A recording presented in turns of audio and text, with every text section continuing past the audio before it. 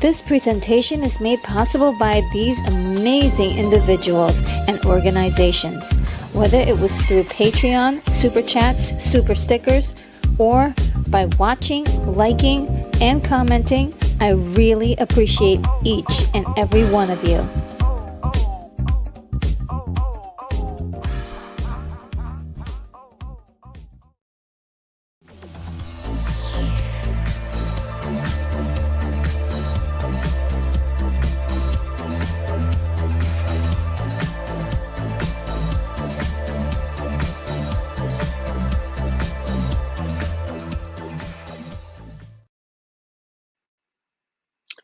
Hello guys, how are you? Welcome to the show, everybody. I am Retro Nerd Girl, broadcasting live from the International Science Fiction Space Station. So glad to see everyone in the chat today. And I am a little busy right now trying to manage my little meal replacement drink to have because I forgot to cook dinner today. So I need some sustenance to get me through the watch party. But I am so happy that you guys are here. Every once in a while, I may be taking a sip or two to get some nutrients in. But let's see who's in the chat today. Let's see. First up, we had Adam, who had a very good question.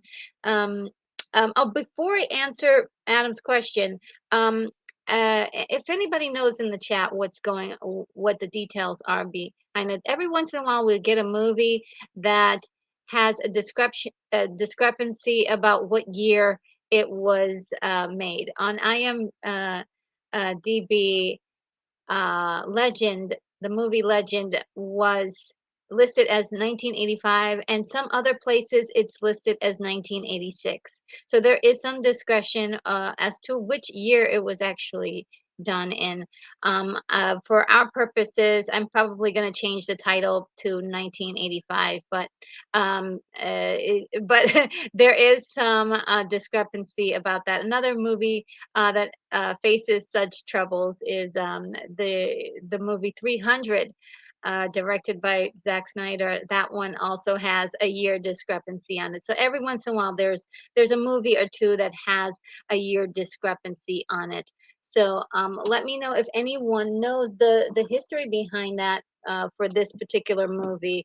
Um, I did not research that in particular, but like I said, every once in a while there is that issue. I think it really happens with movies that are previewed the year before, and then they get officially released the following year. So that does happen. So let's get back into your comments to see who's in the chat. We've got Adam up says. Hey, RNG, we'll be watching the director's cut with the Jerry Goldsmith score or the original US theatrical version.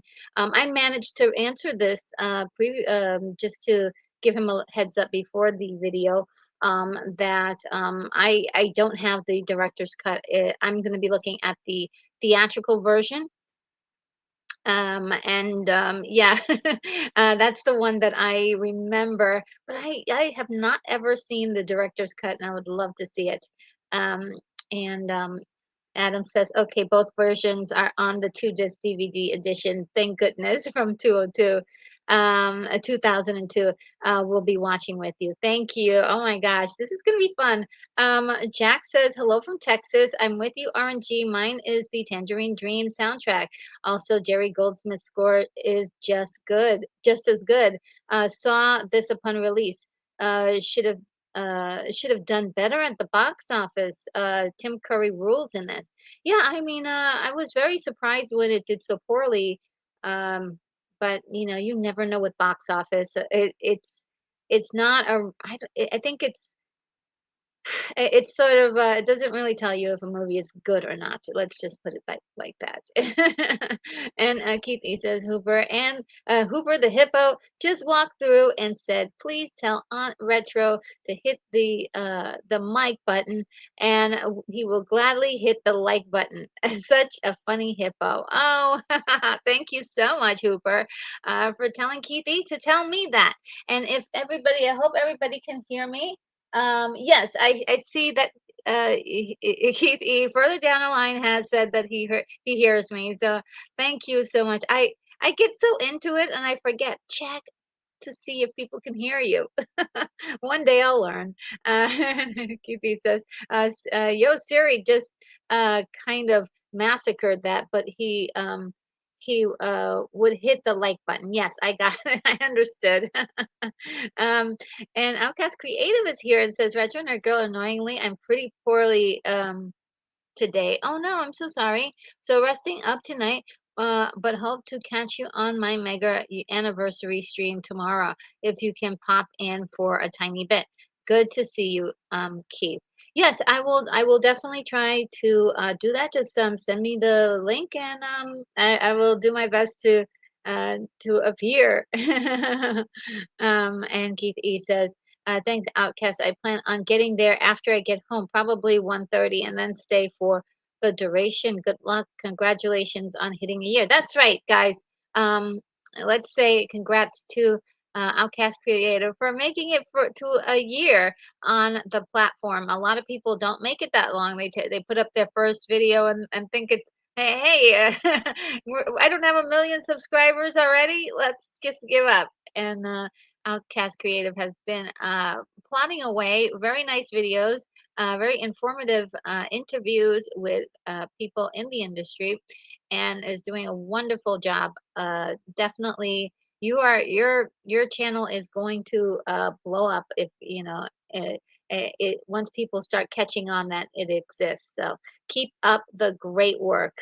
And Brogu says, "Hello everyone, hello Retro Nerd Girl. I hope you're doing well. Let's see if I have all my snacks: popcorn, soda, candy, a large pork chop. Wow.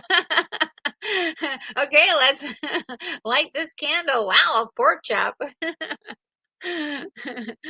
Well, I mean, you've got all the snacks ready. Does everybody have their snacks ready? I mean, right now, my little drink here is my snack, and I do have some more libations, and in case I get really desperate um for for hydration. So we've got it covered over here. Let's see. Keith E says, "Hello, Brogu. Good to see you. Snacking, snacking, snacking." Outcast Creative says, "Keith E, sir, it's starting a bit later, 7 p.m. UK time. Yes, and if somebody can do the math, 7K UK time, please let me know what that is for Central to East. Tell us Eastern time and also tell us Central time. I know for sure there's a lot of people who would like to just peek in and see what's going on. Um, and Keith E says, "Perfect, no problem. Sounds good, Retro. Mentioned it last night on her back broadcast also. Yes." And Brogu says, "Hello, Keith E. Outcast Creative. Everybody's saying hi to each other. This is great." And Keith E says, "You were on fire Oh, yes, Brogu was on fire last night. Your New Year's stuff, and you did your homework. A big thumbs up for me. Very, very big thumbs up too from me as well. Very nice comments too." Brogu says, "Thank you, Keith. Just trying to keep up with you guys and earn my keep." You're so sweet. If I don't, RNG will banish me. Never. No, oh, you're too good. I would never do that. Adam says, "This will be legendary. Get this will be a legendary get together." That's right. This is I love the puns. I do love the puns. He says, Brogu, at times I simply think I never saw anything or know anything, and then all of a sudden I know some. No, it's no, it's something." I think Siri's getting some things mixed up there, but I tried to decode it. Fun is legendary. Very funny, yes. And there is a Unicorn Rampant Studio, and Unicorn Rampant Studio. There's tons of unicorns in this movie, right? Another movie with unicorns in it is Blade Runner, which I have on the list to watch. But I'm gonna wait a little bit because a friend of mine did some videos on Blade Runner, so I'm gonna give it some and let it give it some air, so that way their videos can do well. But Blade Runner is on the list. The unicorns. And let's see, people saying hello. And Steve's happy little trees is here. Do they still make DVD players? Just curious. I don't know. I would like to buy one because I have you know what I would love to get is one of those TVs with the DVD insert in that you can put the DVD right into the TV. Because because I am like, okay, well, you got the DVD player. How do you hook it up to the TV? And I don't have a TV, so that would be great. Or if I could get a DVD player that I can actually hook into my laptop, I can watch it that way. That would be cool. With a USB cord, that would be great. Somebody do this. Somebody out there, please do that. And keep you say we can hear you, Retro Nerd Girl, and that is awesome. Also, by the way, Steve's Happy Little Trees about DVD players. Uh, uh, there, I did purchase the DVD of this a long time ago. So I think I still have it in my little box of DVDs that I refuse to throw away. Unicorn Rabbit said, "Yay, meal replacement shakes." Yeah, sometimes I have to do it. I have like a meal replacement, a vegan meal replacement shake that's on the way here because I right now it's like almond milk and fiber and some other like things that I have in there, but yeah, it just kind of I need something to sustain me for, for at least a few hours, and I will make something later on for me to eat. I just forgot to do it earlier. It was just too many chores to do, and I wanted to make sure I was ready for this.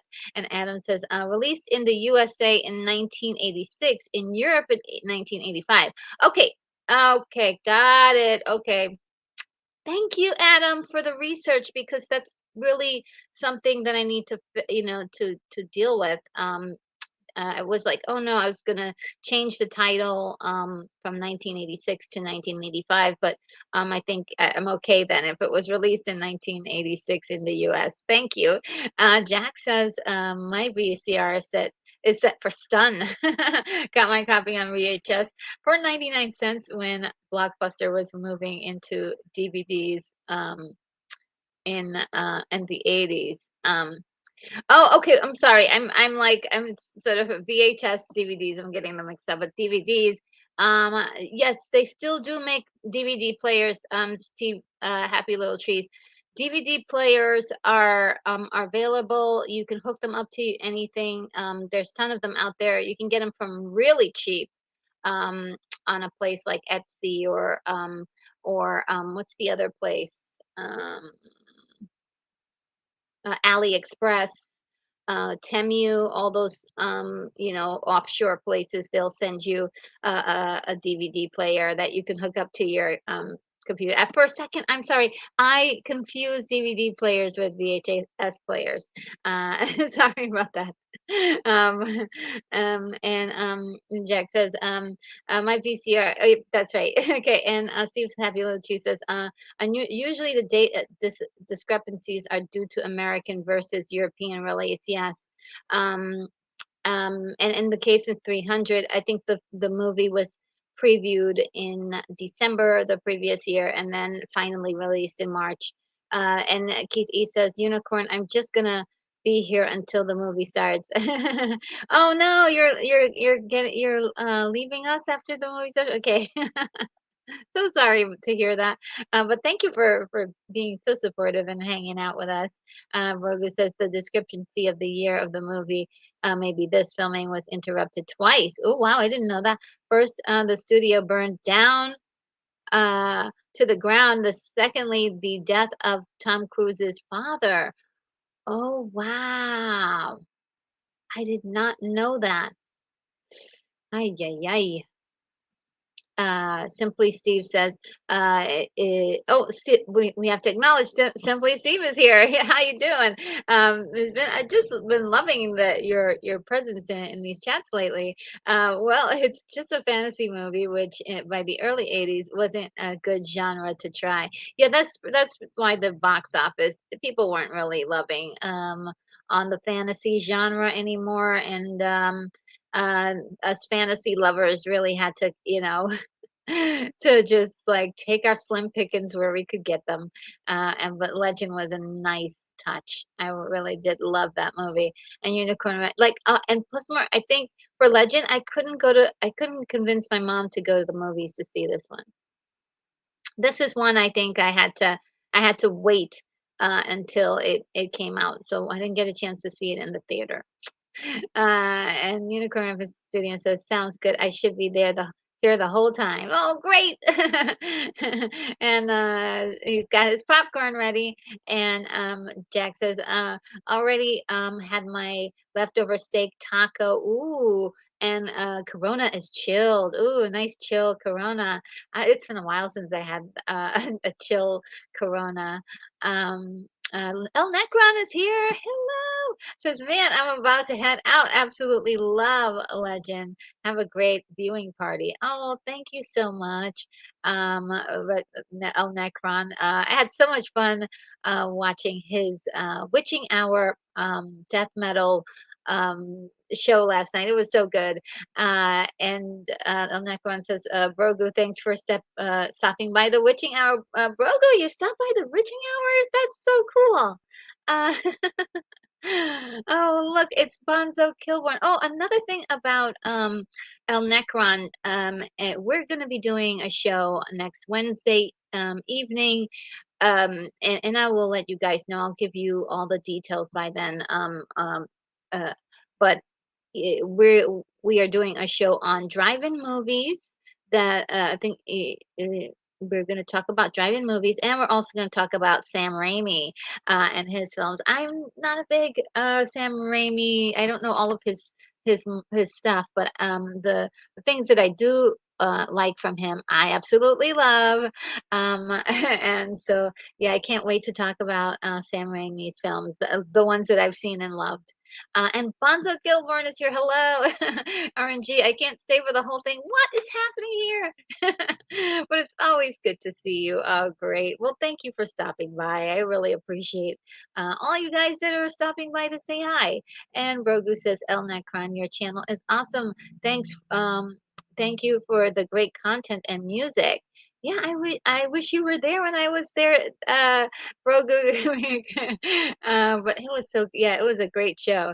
And Quang So is here and says Blu-ray players also play DVDs. Oh, really? I didn't know that.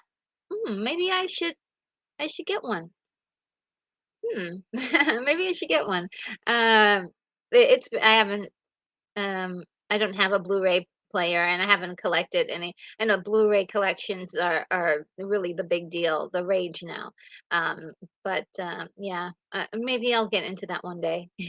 And Sean Holmes says, "Hi Retro, nerd girl. Sorry, having to leave yesterday, but I had an emergency. Oh no, emergency issue. Anyway, I remember you discussing your fantasy of Matrix and Terminator crossover. Can you elaborate? Okay, really briefly, I'll elaborate really briefly. We have two dystopian worlds um, in the two franchises, and that makes sense, right? They're both dystopian worlds, so they can kind of exist together. Um, we have the two. We've got Skynet that has specific locations that they're able to communicate to other platforms all over the world, which we never did really get to see in any of the sequels, right? So they have certain points where they could get control, but they don't have control over the area in which the matrix computers have control, right? The architect and what he's building. So we've got Skynet, architect fighting each other. It's really like cool. And now the humans have to decide which one is the lesser evil to join forces with. That would be great. No Neo, no none of the characters we know, no Easter eggs of any of those guys.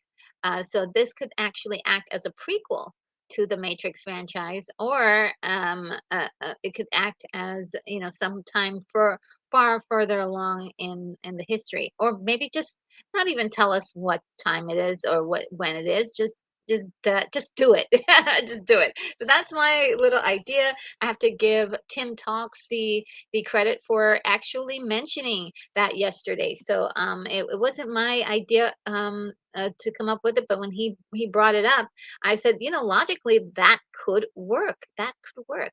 And like I said, have none of this really matter. I mean, imagine having like, except for maybe if we could bring back John Connor, right? We could bring back John Connor. Maybe that's a possibility. We can bring back John Connor. Um, Ignite uh, Ignite Writers. Ignite Right Studios. Yes, I remember. I have to remember to say that Ignite Right Studios. It's so great to see you again in the chat. Dang, did you build the background behind you? That is a secret. But thank you for being impressed. By the way, I do love your icon. I believe your icon is of Anastasia. No, oh no, it's not. Is it? Let me know if your icon is Anastasia. I think it is, but I could be wrong. If it is, I'll expound on my a comment or two on that.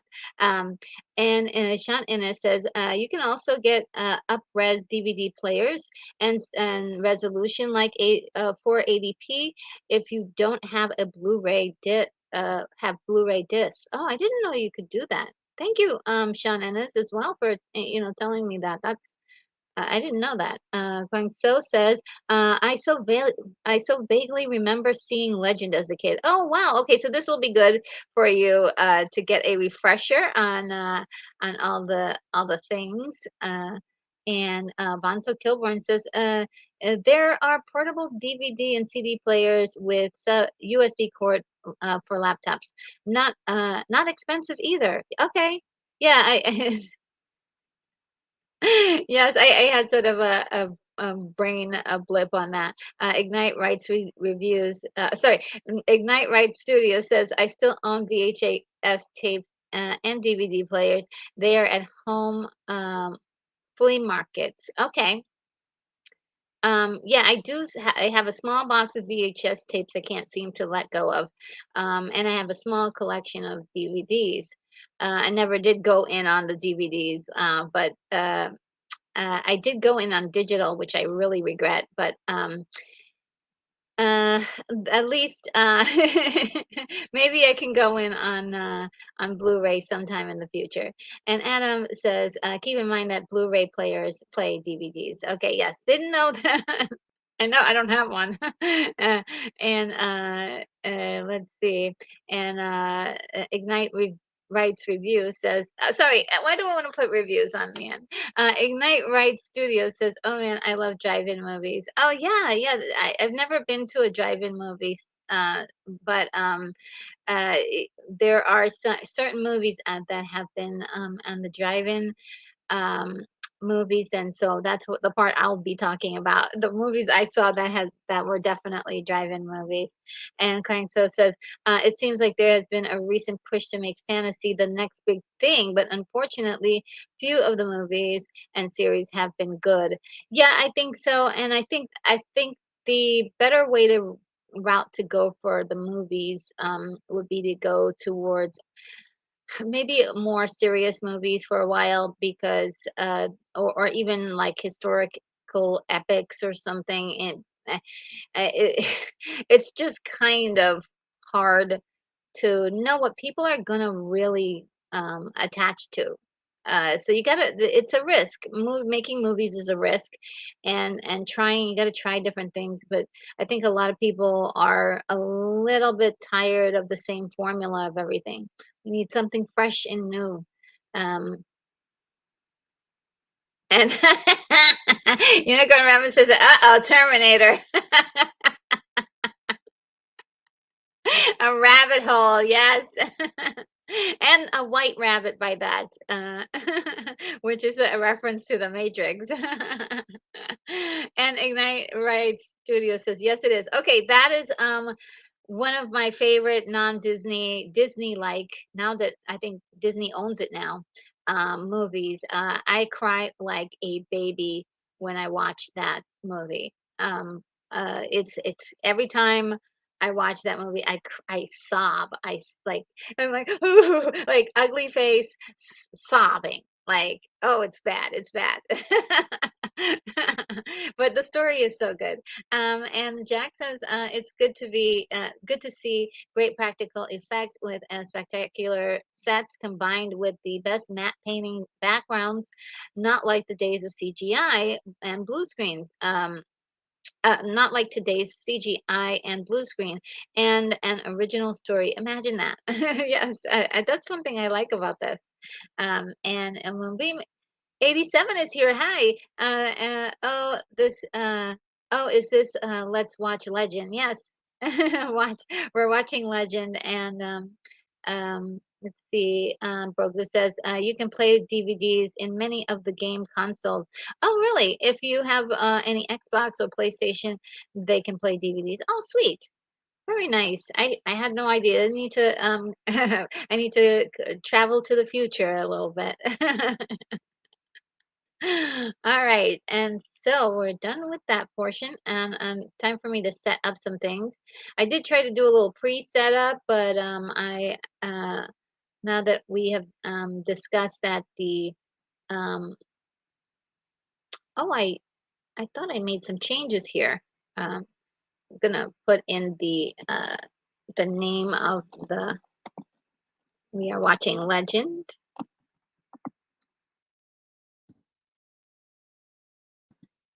1986.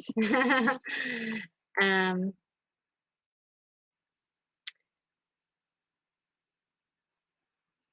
and let's put that ticker.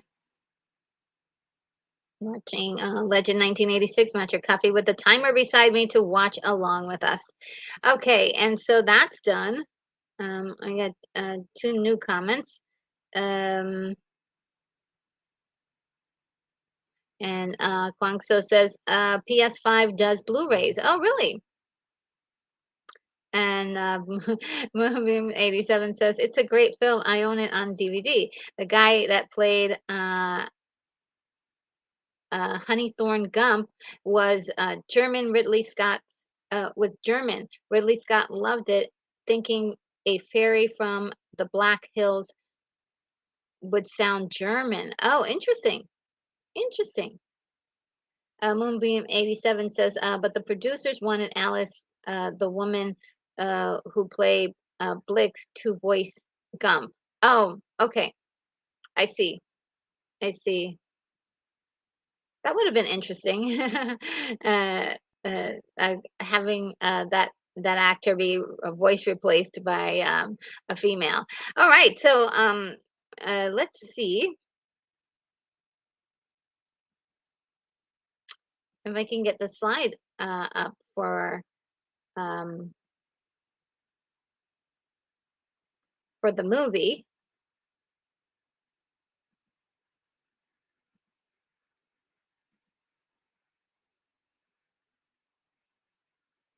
It's processing, and oh, it's taking a long time to process. Just as a quick reminder to everybody, I do have decent um, internet connection, but every once in a while there can be some interruptions. So hang tight unless the YouTube cuts it off or turns it off. Um, then I'll probably try to start over again some other time. But this every once in a while we have had strikes or power surges and things like that. So as a warning, that could happen. Um, and just sit tight and relax if that does happen. Um, and Mm, let's see if I can get this, add this to the stream. Okay, we want to do it like this. Yeah, there we are. And got a nice little setup here.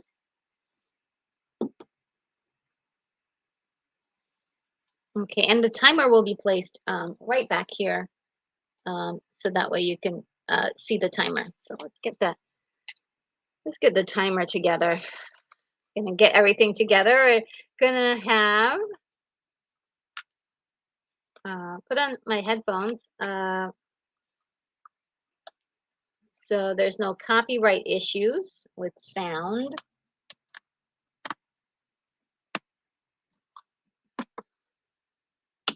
Okay, and now the screen may be dark, so I'm gonna add extra lights so you guys can see me. I'm gonna try to buy extra better lights next week. See if I can do that. 'Cause, these are okay, but um, they do go dim further along we go. And see, we got some comments here. Let's see. Um,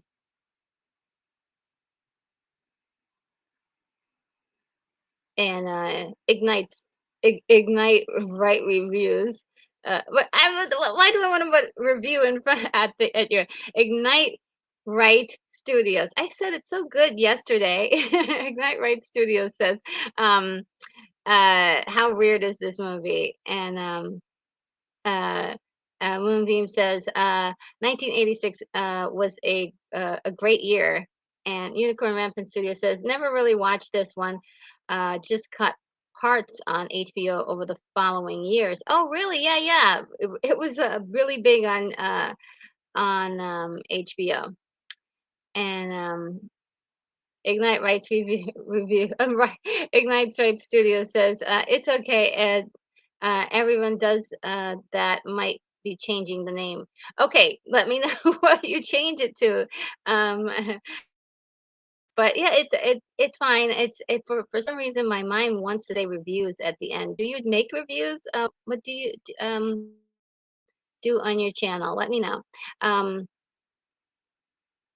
and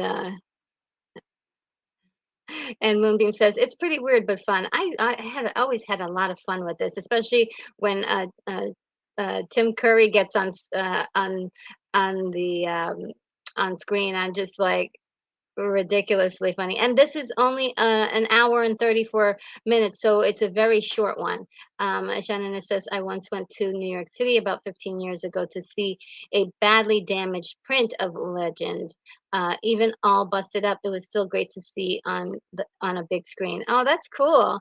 Um, Oh, I really would like to see that too. It must be really great, widescreen and everything. And Moonbeam says, I'm a channel review, movie review channel. Oh yeah, I do. I did see your channel.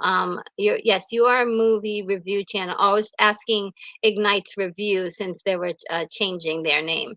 What they were doing, what if they were a movie review channel.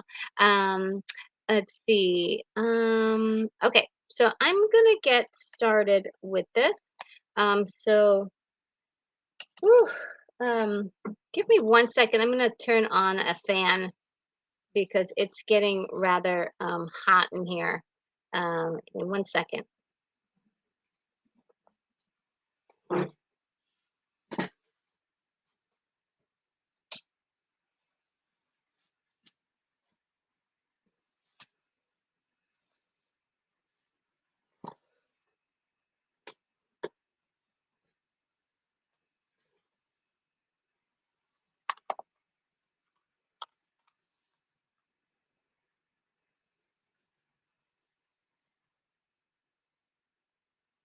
Okay, that's the first time I ever had to do that. Okay. Um,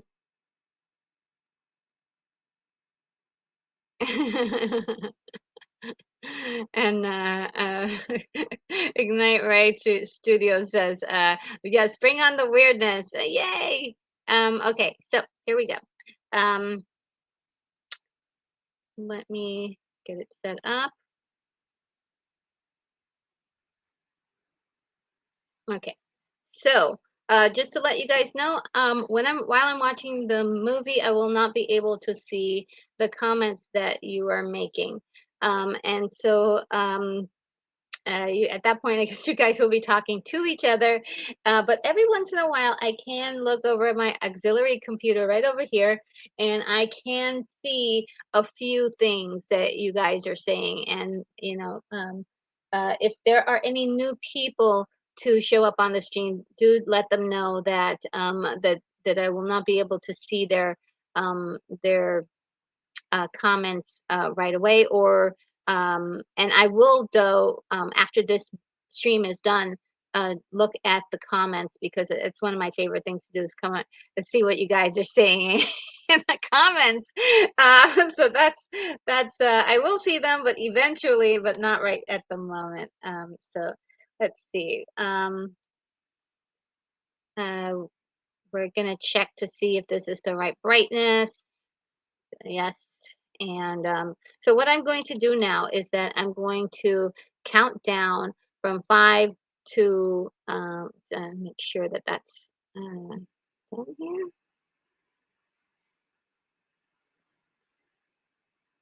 Okay.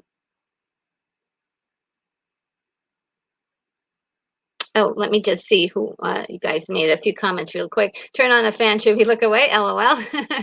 And Adam says, many make the mistake of thinking Tim Curry's character is the devil or Satan. He is not. He is darkness, one of Satan's high-ranking demons. He talks to his father in the film. Who is his father? Ooh, very nice. Um, and see. Uh, and Moonbeam is saying, yes, the timer is good. Yes, that's one thing that I figured out, and I was like, I'm going to do it. That's going to help it be much better for people to follow along. All right. And so we shall begin. Um, Oh, before we just before we begin, I wanted to share a few things with you guys. First of all, this movie is PG rated, and it's credited as being done in 1985. It has an IMDb rating of 6.3 at the moment. I don't know why it should be higher. And it's directed by Ridley Scott, which is unusual for him. He usually sticks to like dramas and thrillers and he's done just about everything, even sci-fi. But this is his foray into fantasy. We have a writer. This has been was written by William Hortzberg. Stars Tom Cruise, Mia Sara, and Tim Curry. Other people of note in the film is David Bennett, who plays Gump. We've got Billy Barty, who plays Screwball. We have Alex Playton, who plays Blix, a very cute and lovable fairy. And we've got who else? Robert Picardo, as we were educated yesterday, or maybe was it 2 days ago. He is playing Meg Mucklebones, a very detestable character in the story. And let's begin. All right, so I'm going to count down from 5 to 1, and where I might have said the word zero, that's when we press the button. I'm usually like maybe 1 or 2 seconds behind or ahead, but hopefully we'll get it right this time. Okay, so let's begin. 5, 4, 3, 2, 1. Oh no! Oh gosh, I'm a few seconds behind. Um, let's see if I can adjust it.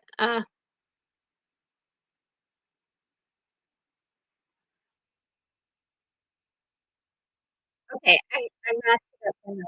All right, here it is.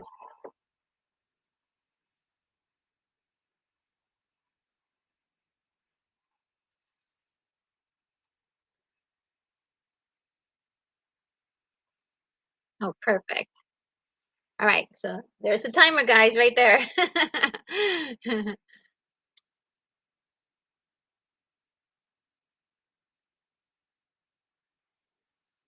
Universal Pictures, guys. I've been really impressed with Universal as a company, a movie studio lately. Very impressed with them.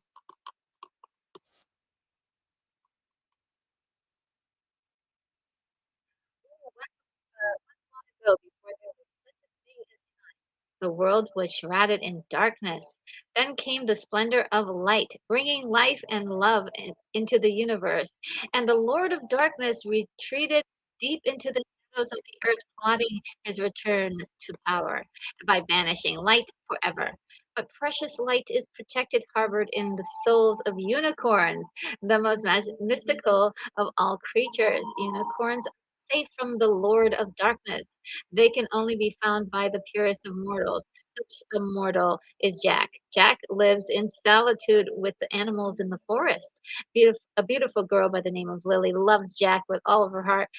In their innocence, they believe that only goodness exists in the world. Together, they will learn that there can be no good without evil, no love without hate, no heaven without hell, no light without darkness. The harmony of the universe depends on the eternal balance. Out of the struggle to maintain this balance comes the birth of legends. Woo!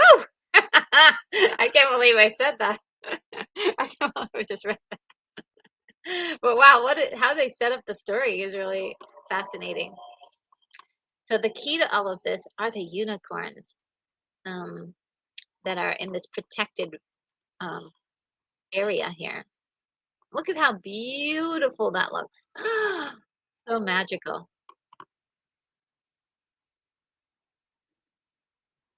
I mean, I wouldn't want to be in a forest like that. I would be very scared in real life. But it's really beautiful to see it like this.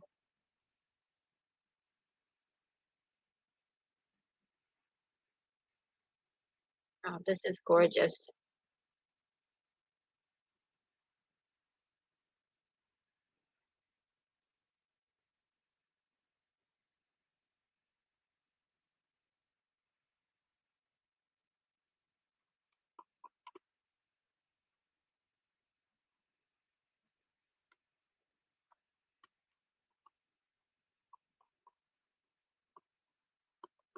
Oh, a human, perhaps.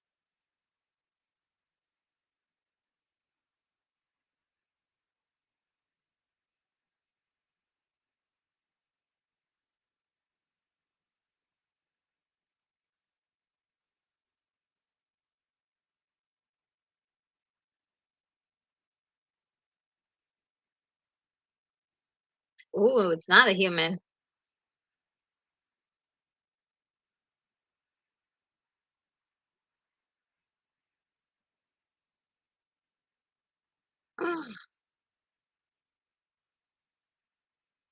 Wow, that's pretty.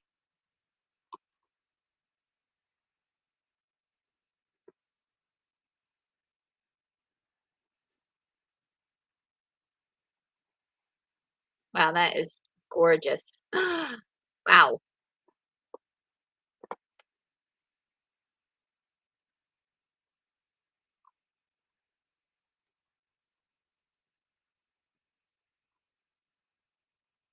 Oh no, that's horrible. Oh my god, it's brutal.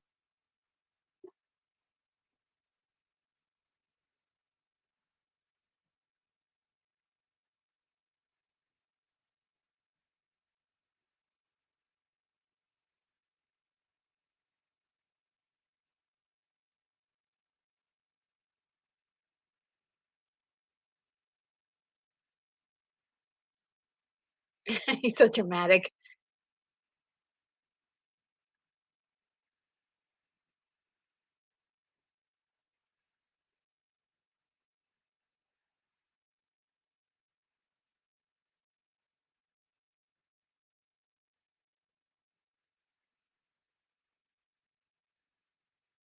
I want those nails.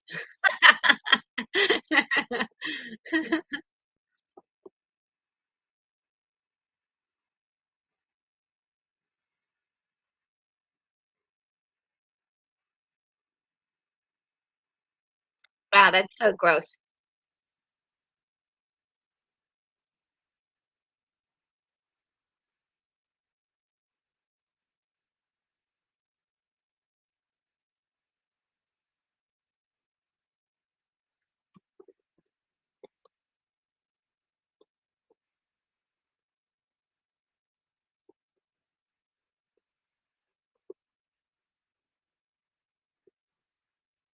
Oh my god, look at how the chair is oozing. Ooh,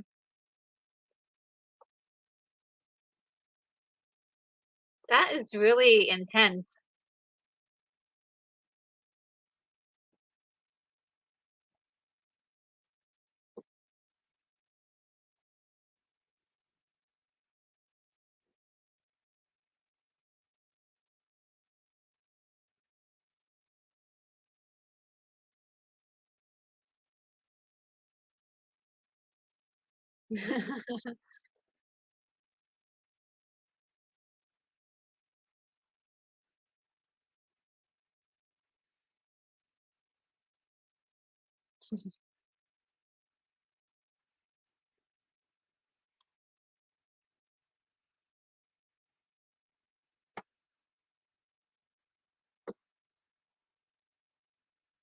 Innocence, huh?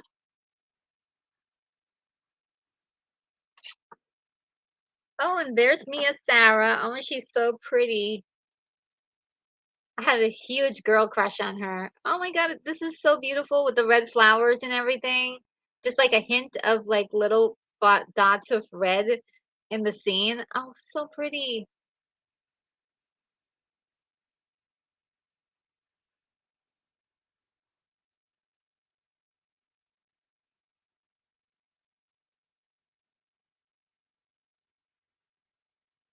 This also plays into the old fables of about the virginal, beautiful, innocent maiden that would entrap the unicorns um, of old folklore, and then they would be able to be captured.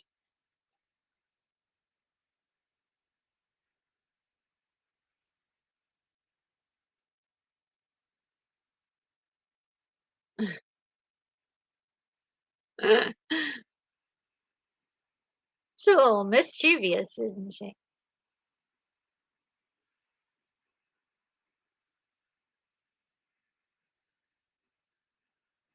They set that up right away that she's just a little mischievous.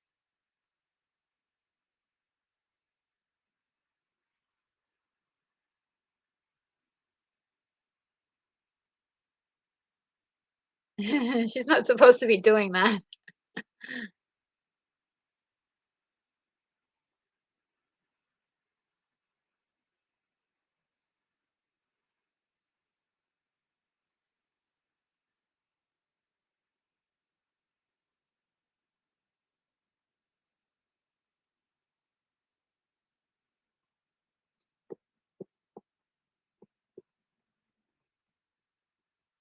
Ooh.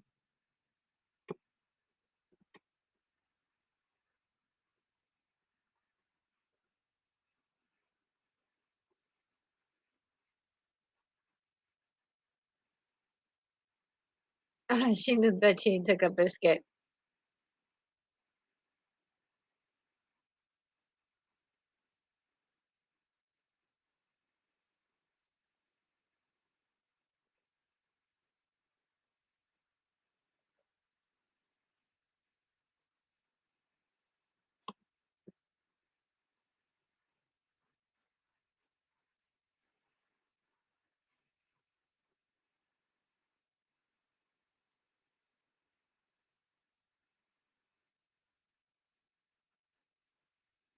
Oh, she's so sweet.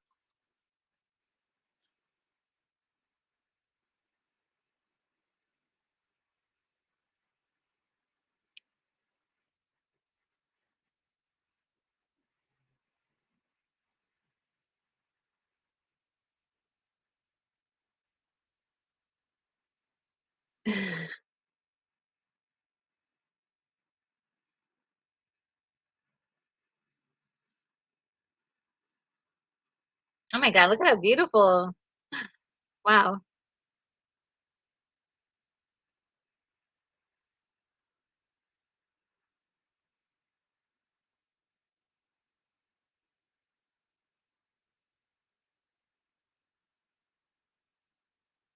She knows that he's out there, right? In the woods.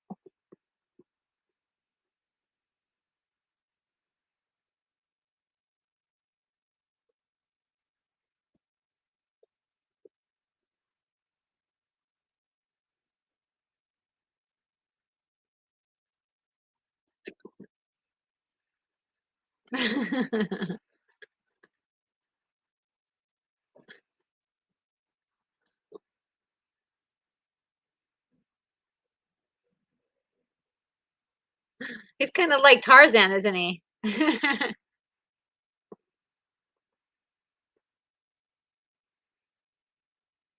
The goblins don't like Jack. He's sorta like Peter Pan, right? Like a Peter Pan, um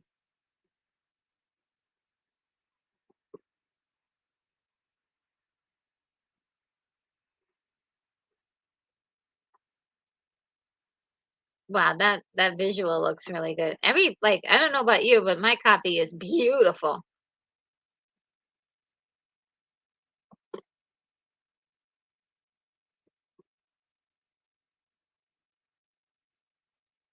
Wow. Even the monsters look fantastic, the color and everything.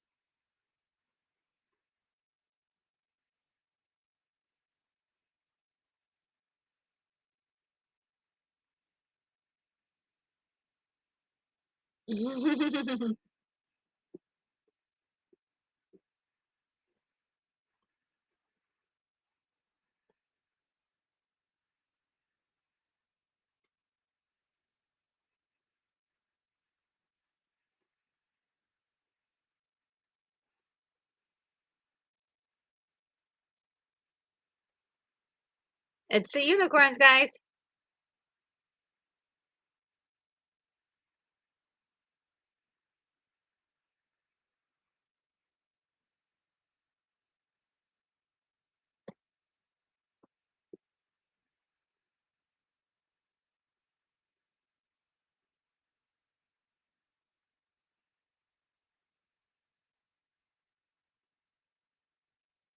Wow, this is, like, so pretty. I'm sorry, I'm, like, in awe. I just think that this is so pretty.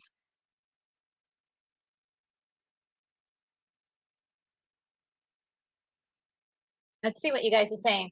Um, Moonbeam 87 says Jack Kelly kind of. I think Jack was raised in the forest. He knows it as well as the forest dwellers. Yes, he can speak to the animals and things like that. And Brogu says all of that pollen flying around would be a nightmare for RNG. Yes, it would. My nose is just tickling just thinking about it. Yes. But it is, oh my God, it's so beautiful to look at. Um, I adore beauty, the beauty of nature, and that is just gorgeous. Um,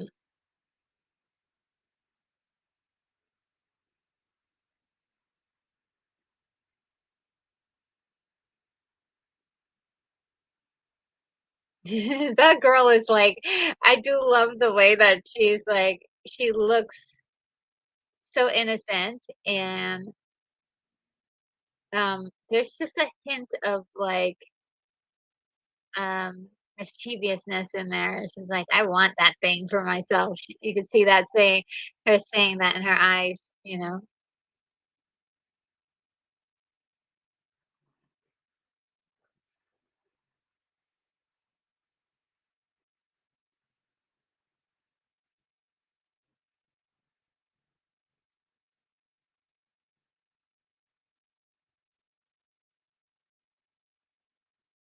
They're so pretty. I was like scared for them because I was like, oh no, the horses, because I was like, oh no, they could hurt each other with the pointy those pointy things. It was really done well, how they were able to make it look so realistic.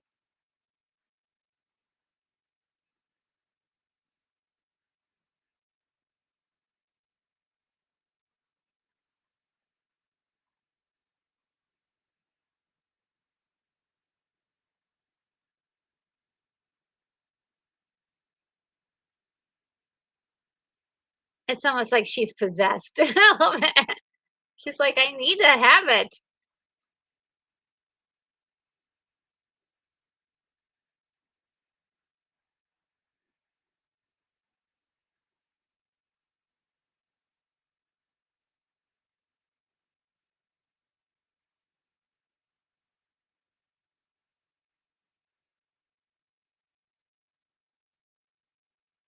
Oh, they are just waiting.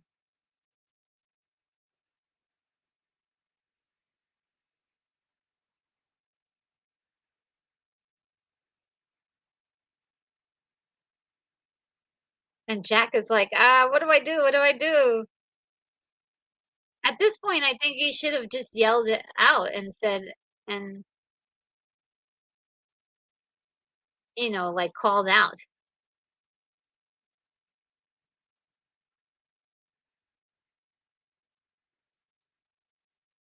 Mhm. Yeah, they have to do it very delicately because if they run away, then they've missed their opportunity.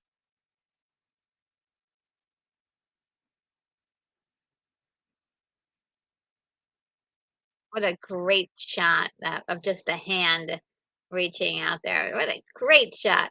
Oh gosh, this is gonna change everything. And he's like, man, I can't look.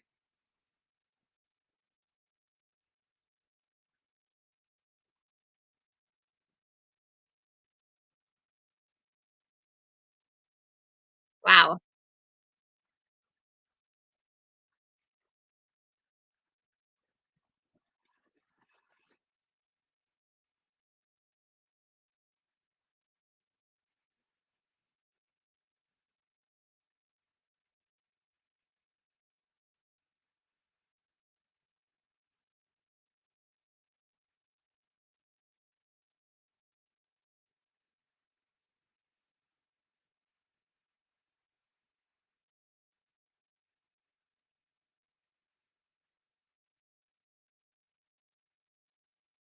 Oh, she changed everything.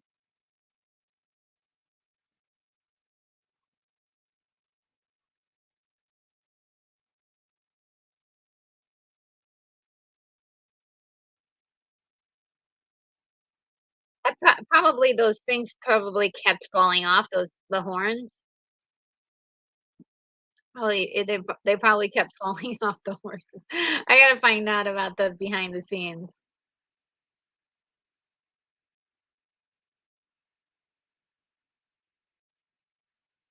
She doesn't know that she's done this, she doesn't know what she's done.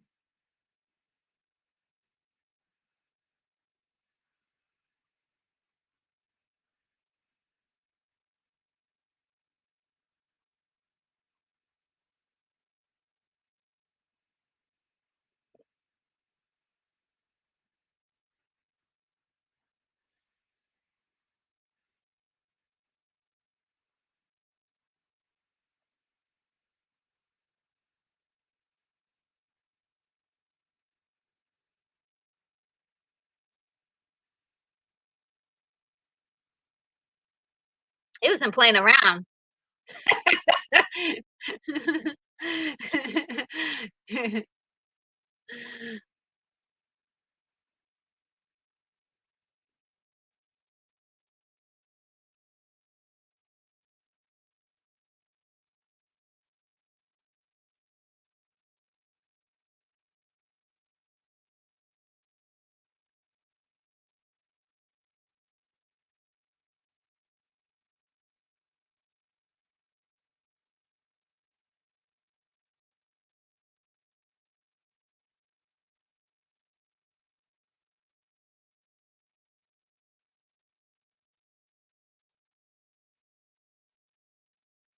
Wow.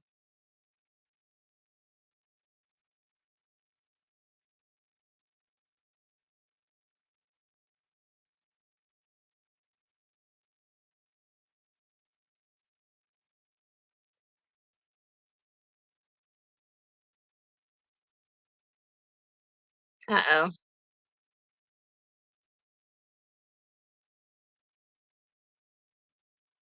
I can kind of see where the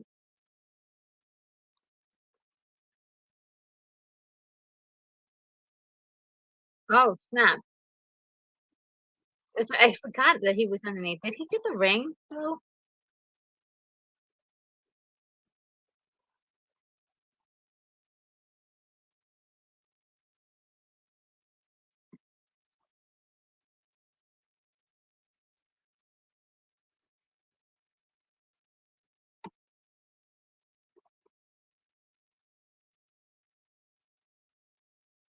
Oh yeah, this is the part that always freaked me out.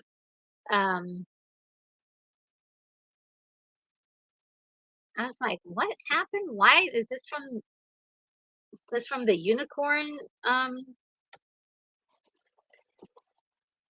But yeah, the unicorn is connected to reality. Seeing that little baby all frozen like that, oof, that freaked me out. I was like, "Oh no, it's."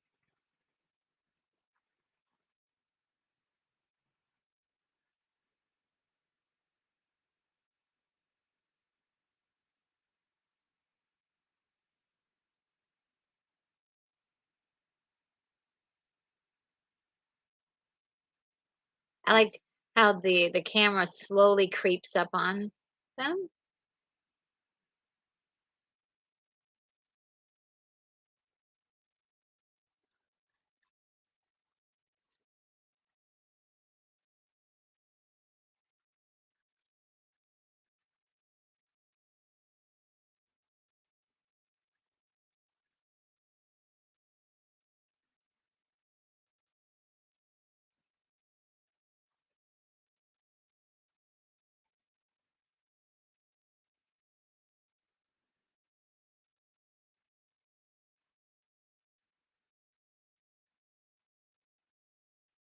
I like the fact that they keeps um rhyming everything.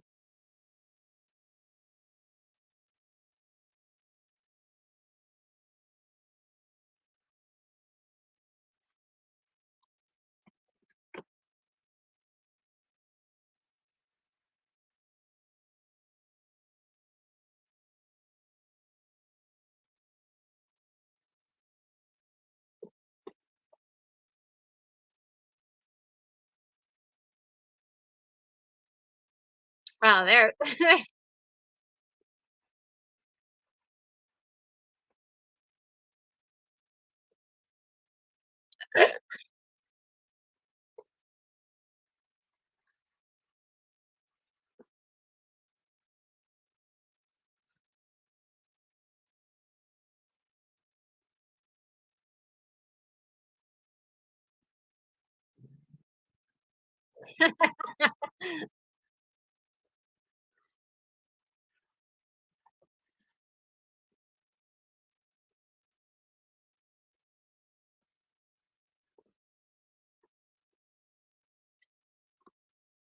yeah, she knows it's her fault.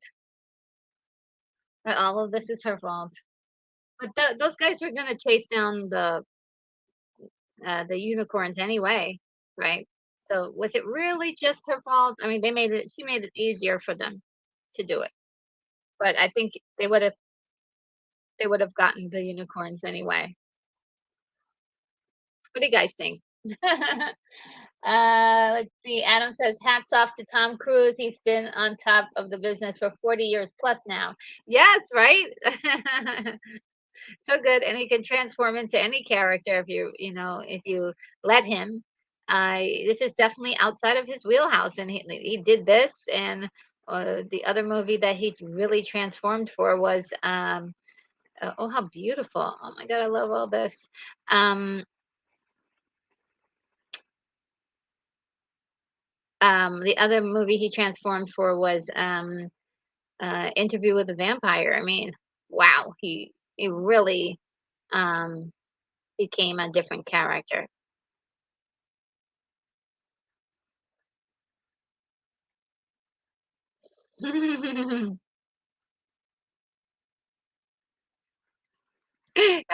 He was so adorable.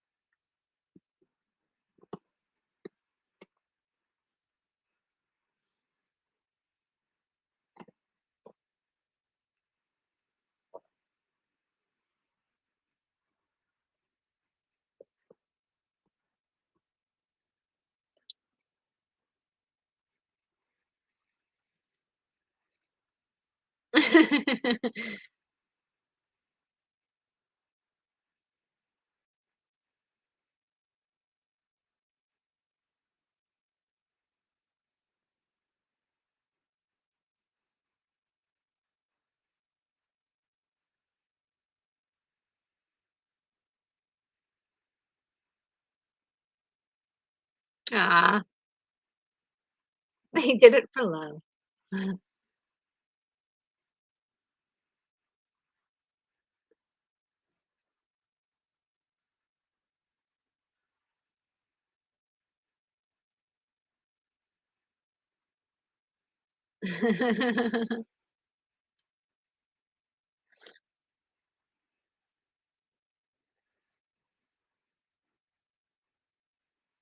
It's so precious and they're dropping it everywhere.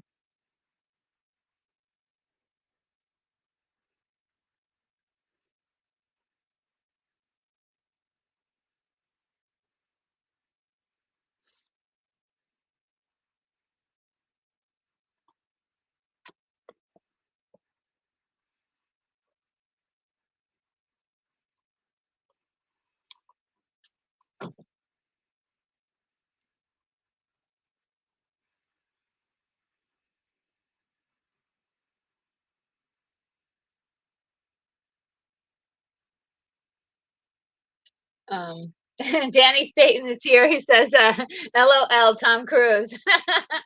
um, and uh, Unicorn Rambo says, "No, she's horrible."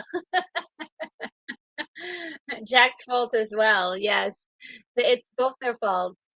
And John Ennis says, "I think Cruz is at his best when he isn't wearing multiple hats. When he actually takes direction, he can be really good."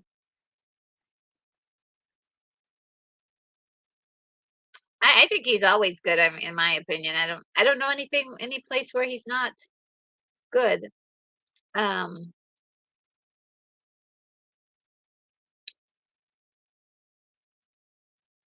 I guess I'm trying to think. I can't think of a bad performance by him, but uh,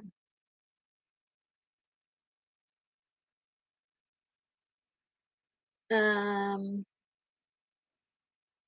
and Moonbeam is saying that Billy Barty was Gwildor, yes, in the Masters of the Universe movie. Oh, this is one of my favorite scenes. The music, but also the ending of with this scene. But the visual setup is just gorgeous. Look at that.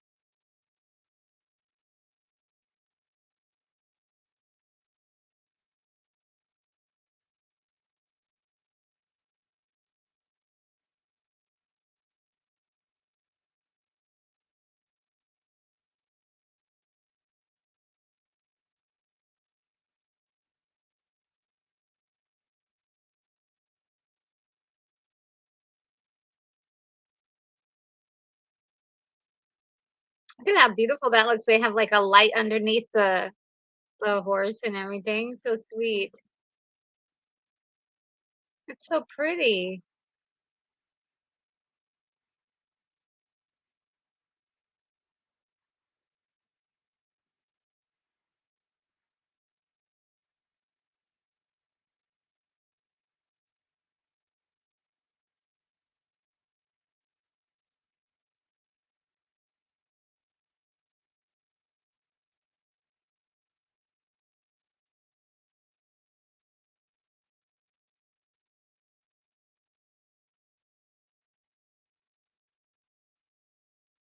Oh, it looks so sad. That was That was the horse's, oh, sorry, the unicorn's partner. Oh,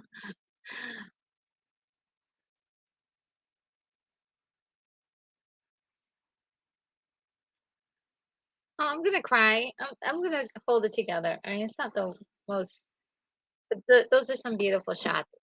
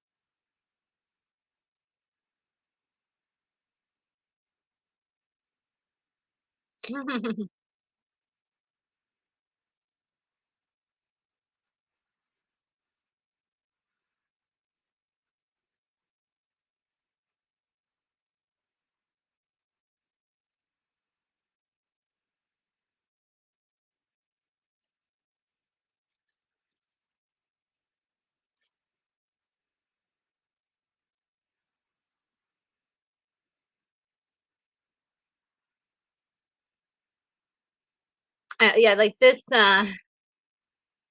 is like the version of Tinkerbell. I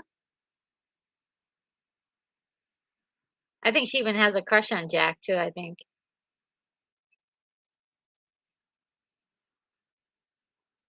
I always loved her voice. It's so sweet.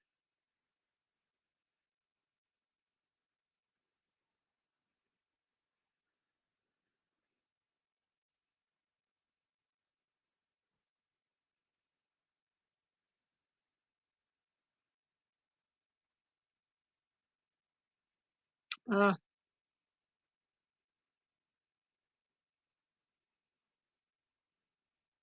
that armor is so cool. I want it.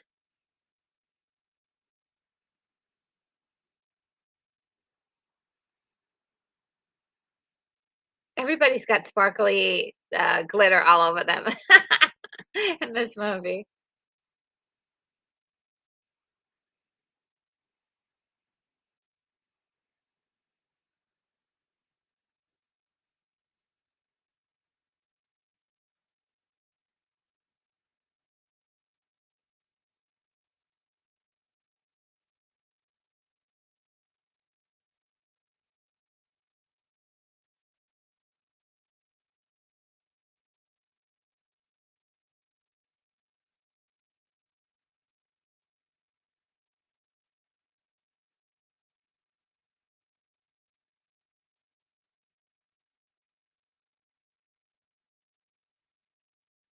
Oh, poor thing. She's out in the cold by herself. At least she's trying to make it right, right? She's like, I have to figure out how to make it right.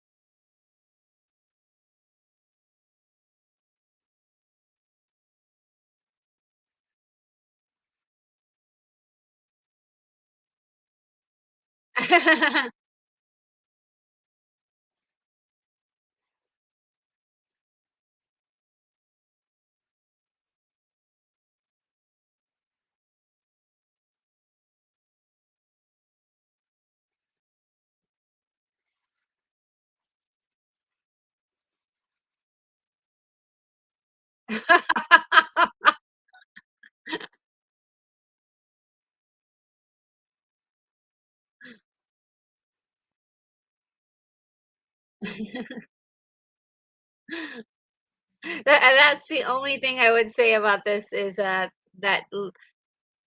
that statement at the end, "Adios amigos," is like, how does this fit in this world? Very, modern.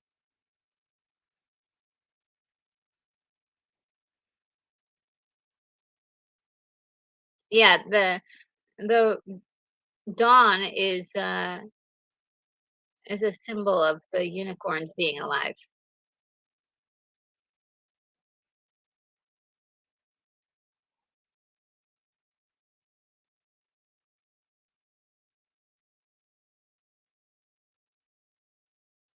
Yeah, he wants it all.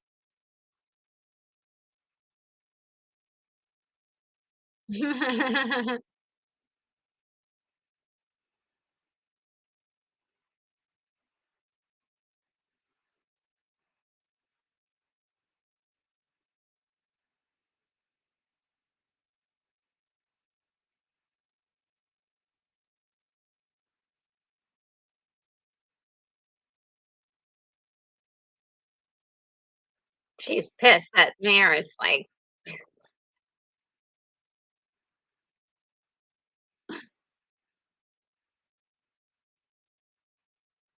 would you guys forgive her if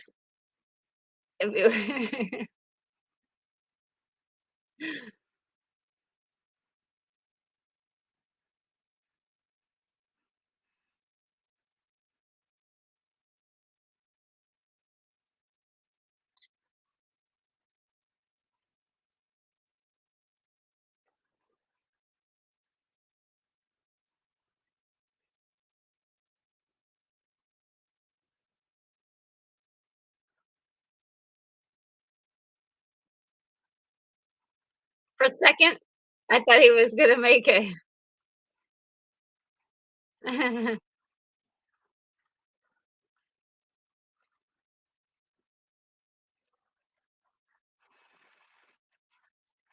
Oh, no.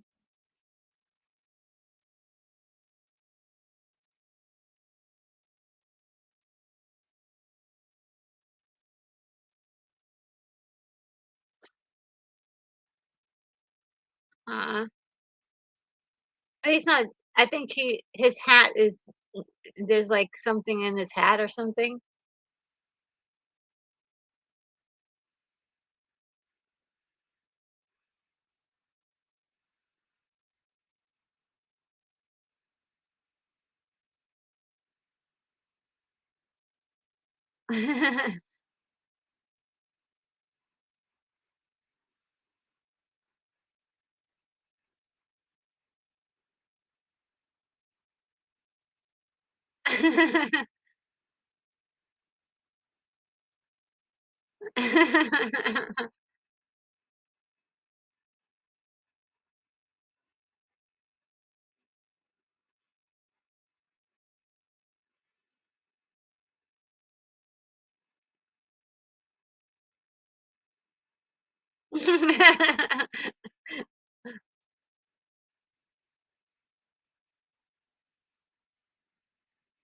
Oh, there's the lens flare, everybody. Uh,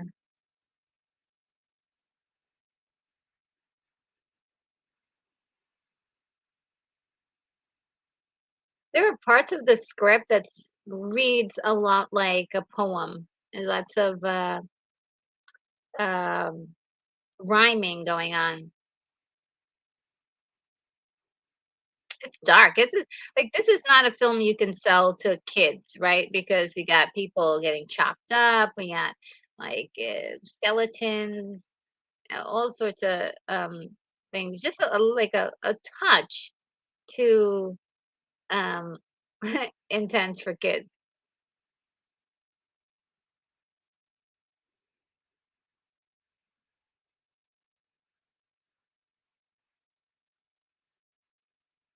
Poor guy just risked his. Oh no, not that one. That was a different one. I was like, oh no, he's the one that almost died. It's a different guy. This is Billy Barty.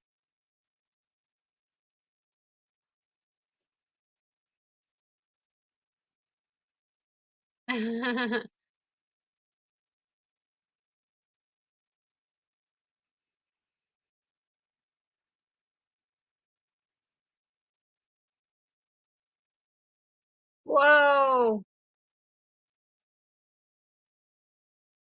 Oh, this is the I think is this where Robert Picardo shows up?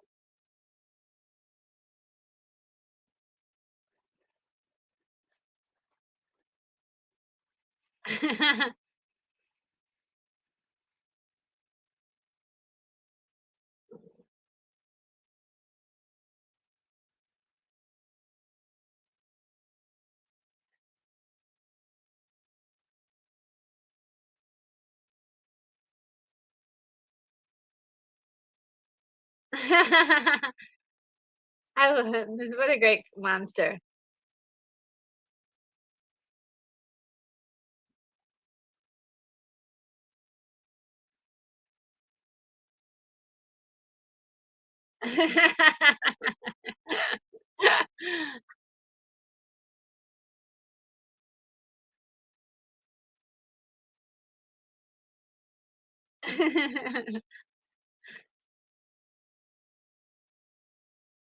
Such a short scene.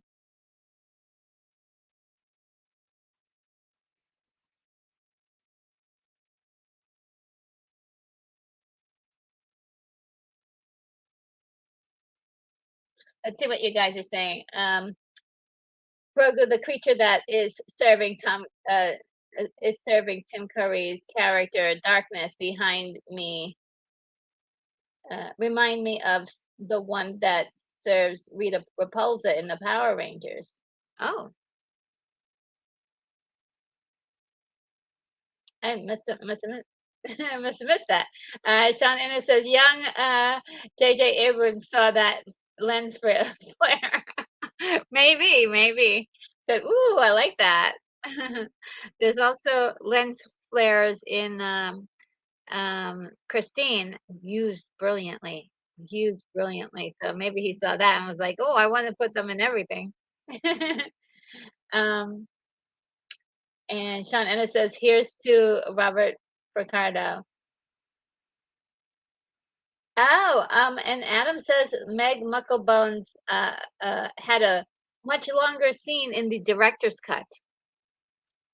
Yeah, I mean, it looks like it should have been a full-on action scene would have been proper. Seems like it's way too short.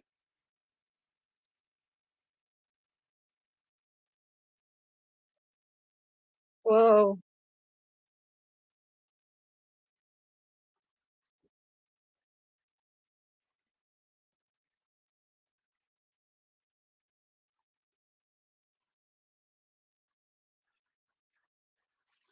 Ew.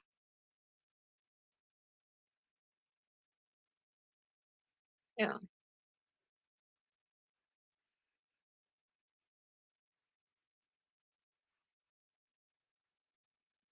It looks like a prison.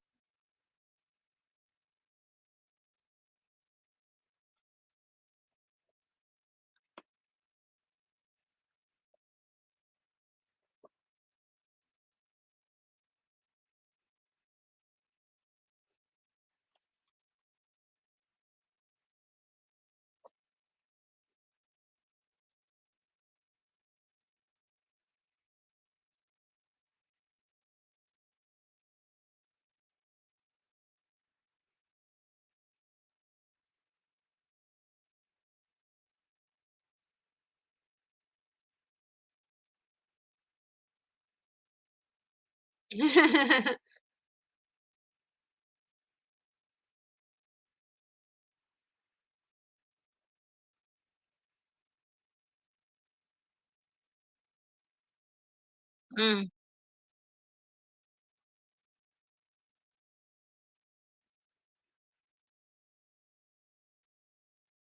Oh no.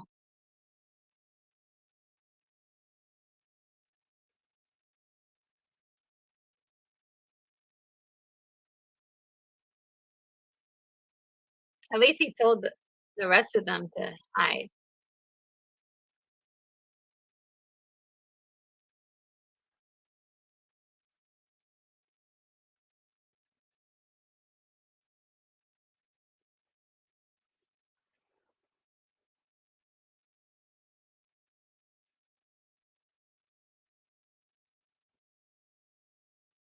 Oh boy.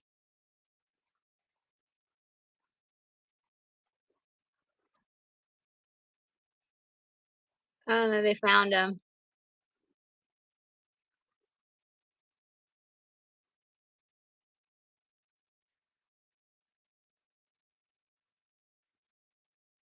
Oh no. What did it I forgot what they do with this guy.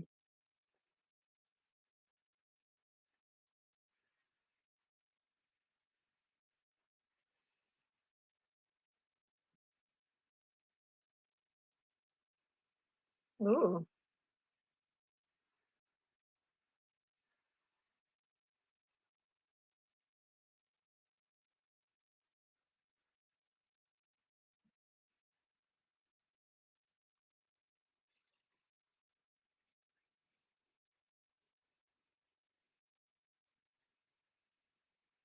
Well, she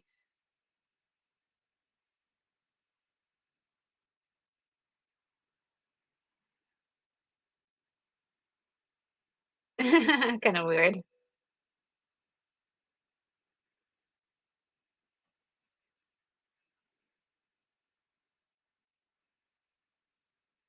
It's like, I don't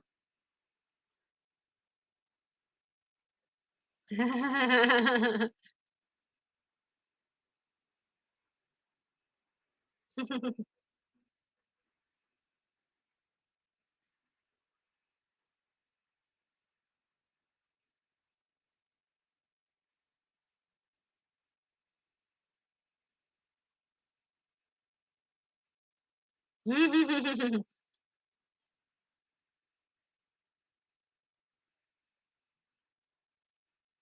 It's not Lily, don't do it.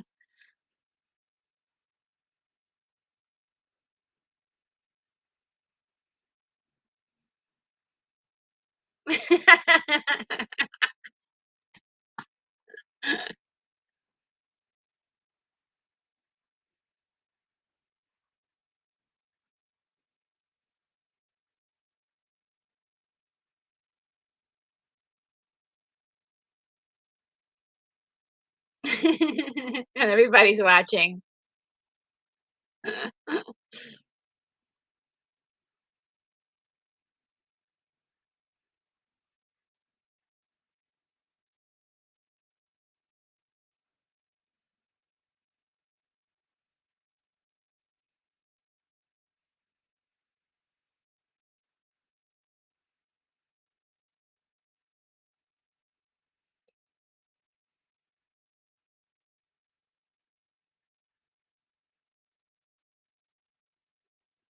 Oh, poor thing.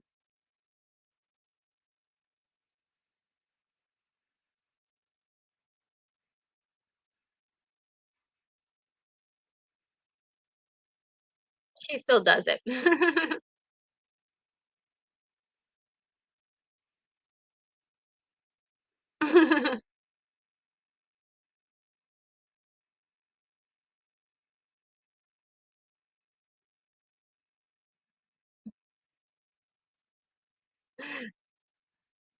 I do like the fact that she's like, she doesn't care that the world is gonna be destroyed. She just she just wants what she wants. But ultimately, she just does it.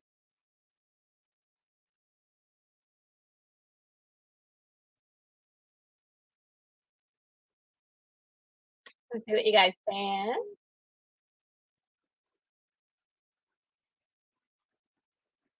Um,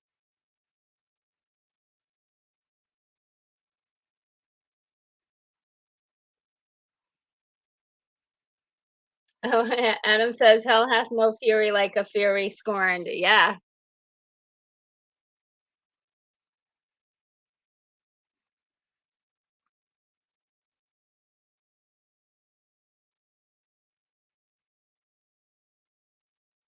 It's so weird seeing Tom Cruise in this role because he's never done something like this before. Like, he's never done anything since like this. So, I love the oozing chair. Look at that ooze just slide. Oh, it's just so gross. Wow.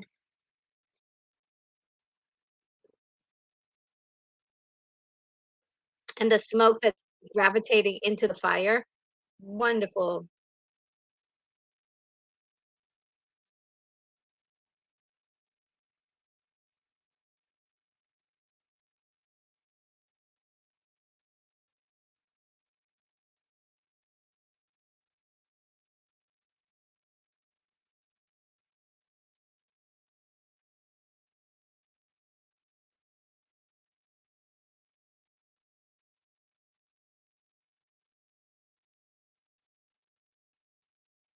Yeah, much of this movie, as I'm thinking, is very, very romantic. It's about love and like, oh my, it's just so um interesting that they chose to go this route. Oh, what a beautiful set. Ah, beautiful, beautiful set.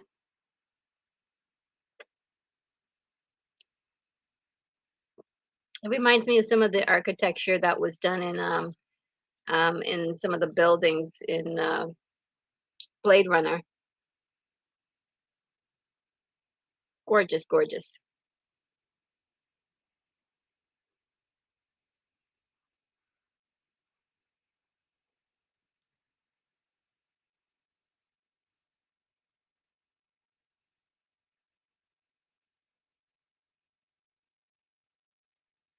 Oh, so beautiful, so grand.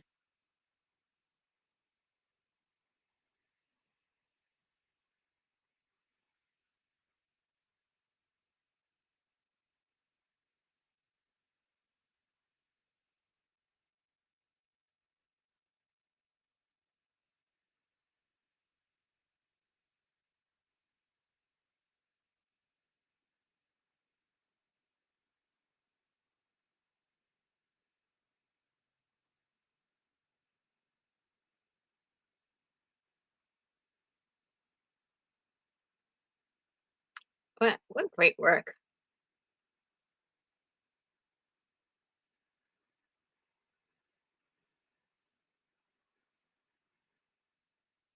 Oh,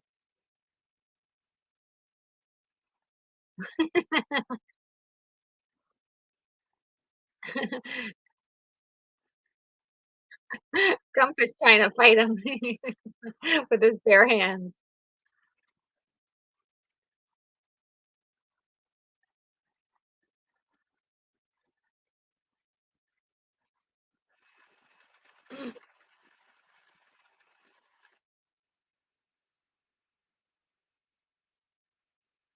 It just astounds me how these sets, how beautiful they are. It's ridiculous. It's really there. There's like it's like I know that there's some things that are matte paintings to show more distance, but some of those things are really, really there.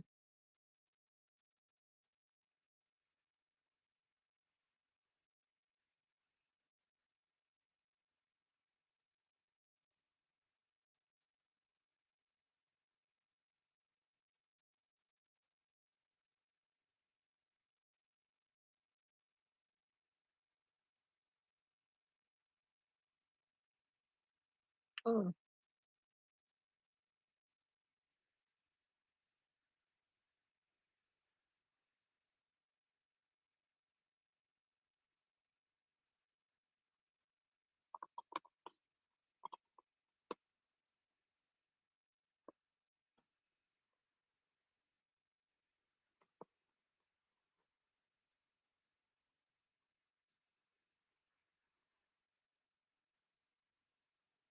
look at her beautiful dress is now in tatters and there's barely any fabric left.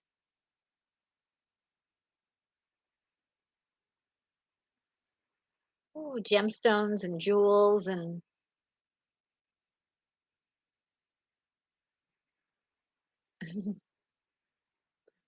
That freaked me out when I was a kid. I was like, "Oh my god, what is that?" It's a statue that suddenly moves.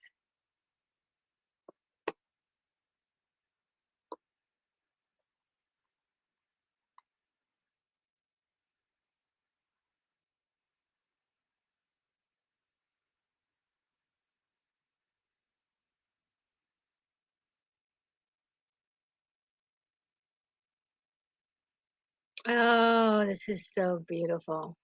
The music, the dancer, oh, everything, the costume.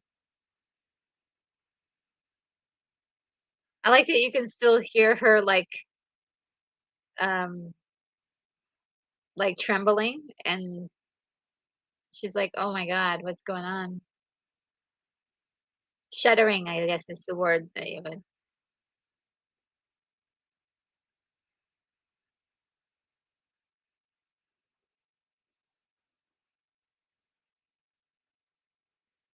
I thought that was just one of the most beautiful scenes ever.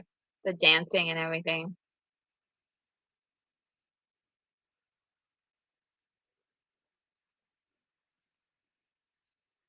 and the music.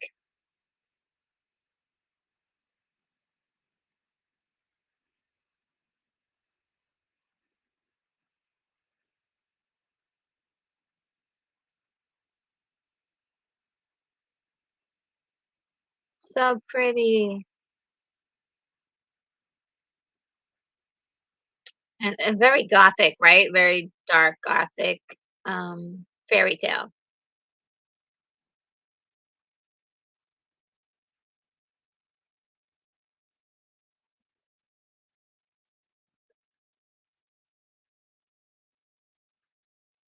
And there she is in full costume.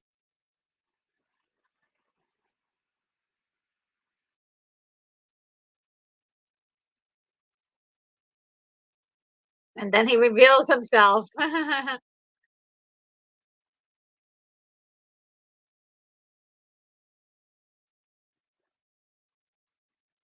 What a great sound effect.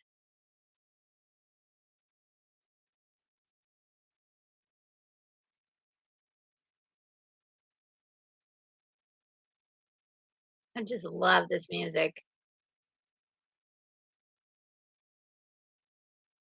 Oh, what a scene. Ah, so pretty.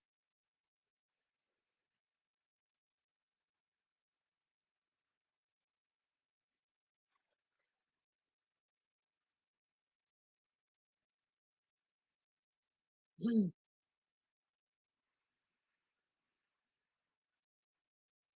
Yeah, I would be freaking out if I were her. I'd be like, ah!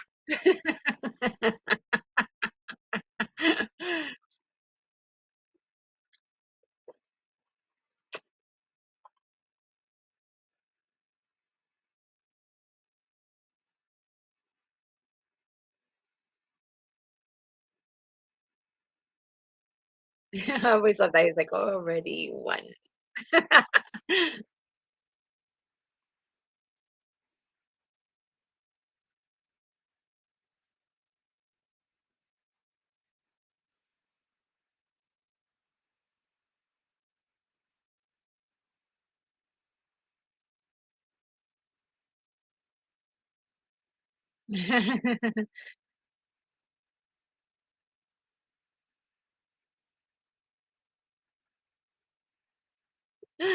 Oh man, he's just great. Look at him. Look at him. He's so great. Listen to that laughter. What a guy saying. Um, saying, Unicorn Rampant Studio says, slightly Arthurian, um, some Prometheus architecture, isn't it? Uh, and Bogus says, will you please take that sword and do what you gotta do?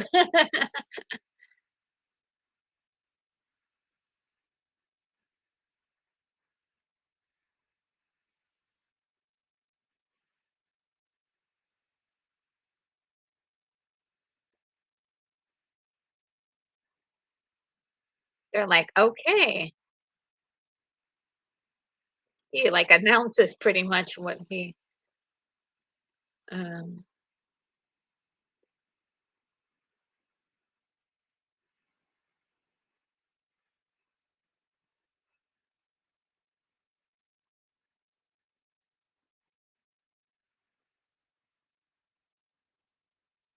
um Adam says, for the darkness character alone, Rob Bottin should have won the Oscar for makeup effects. He lost to the remake of The Fly. Ooh, that's a tough, tough, tough fight right there between The Fly and the effects in this.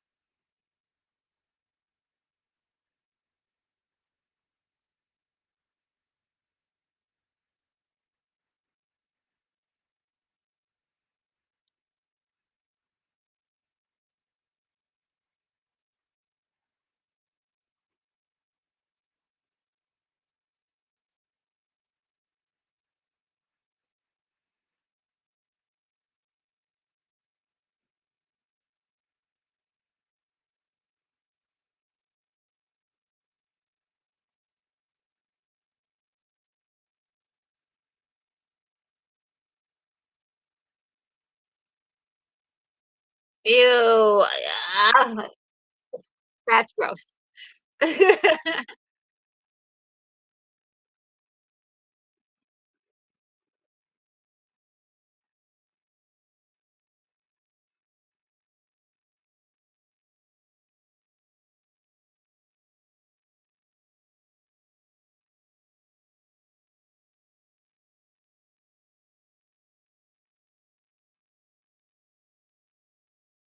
Ew.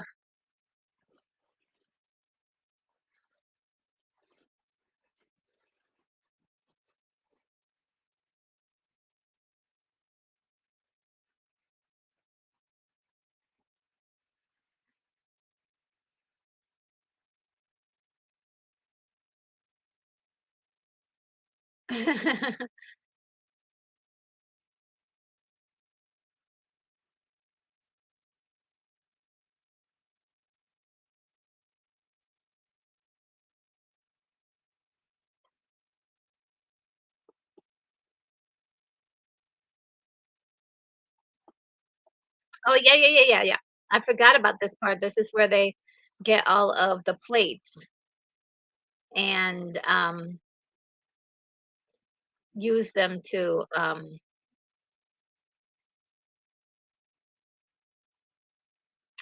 create reflections.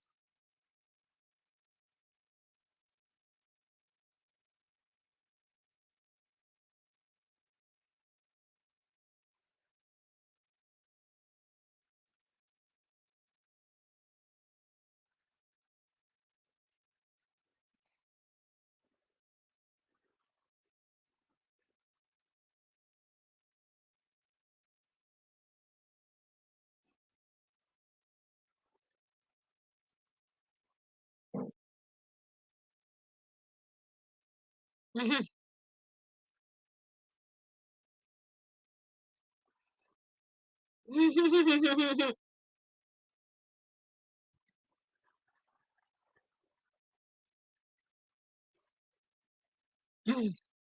Those guys are horrible looking.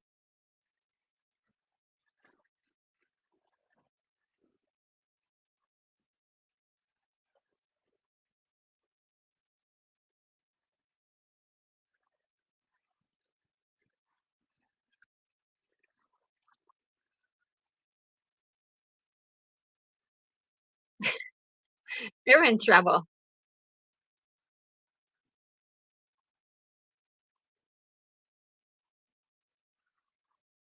They're fighting each other. They're so crazy.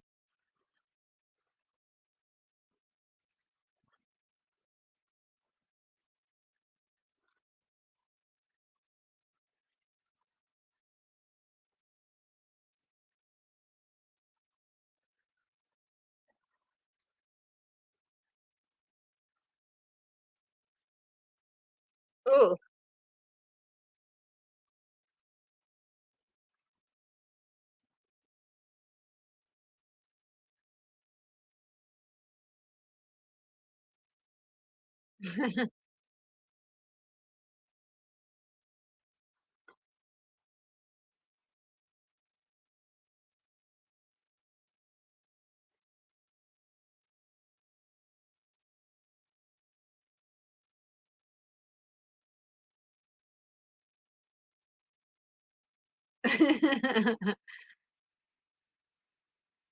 I guess the hot steam just killed them.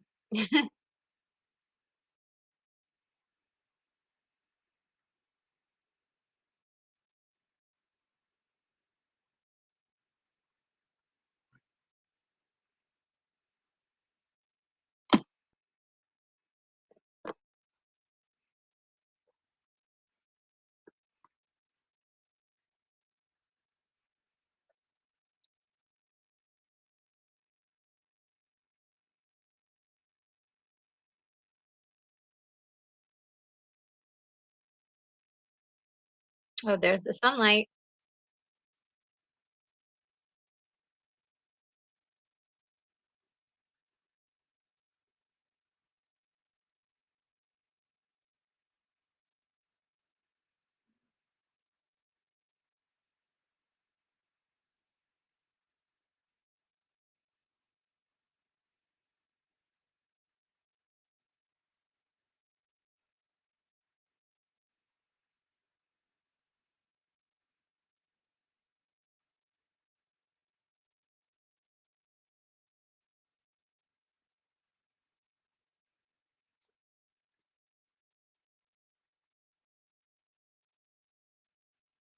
Oh, he's so cute.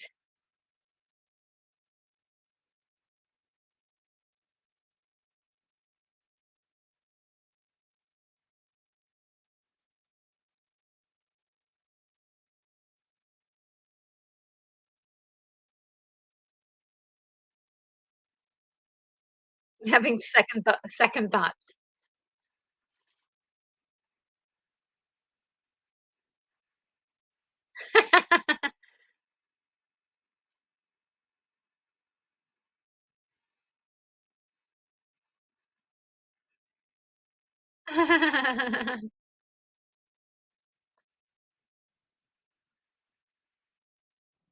He's trying to be charming.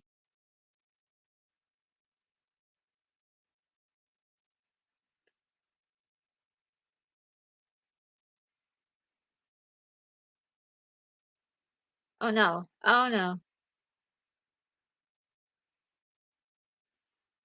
My,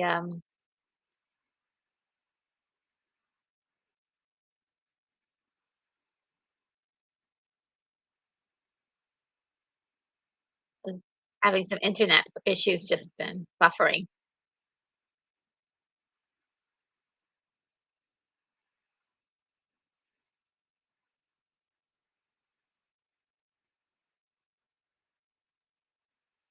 Interesting.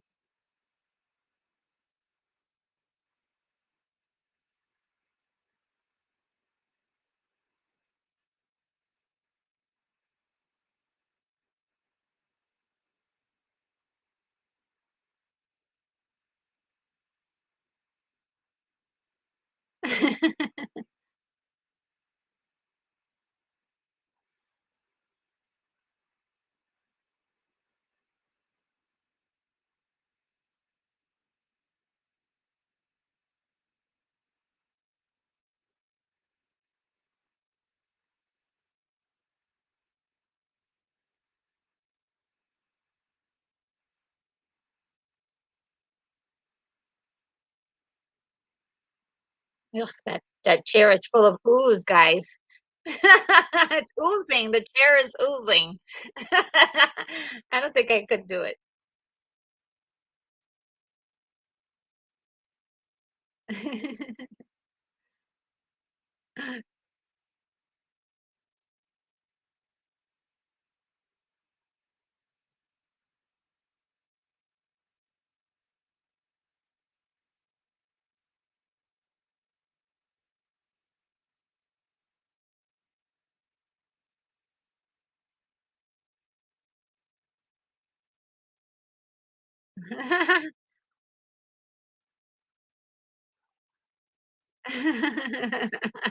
I love this part.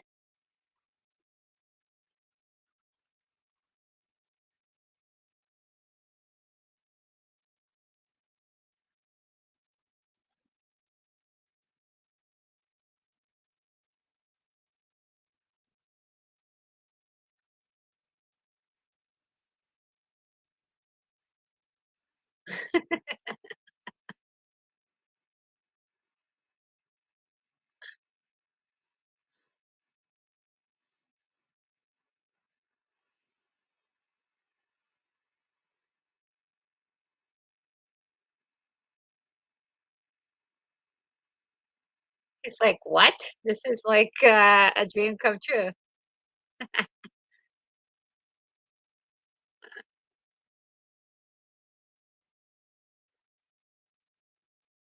What a laugh.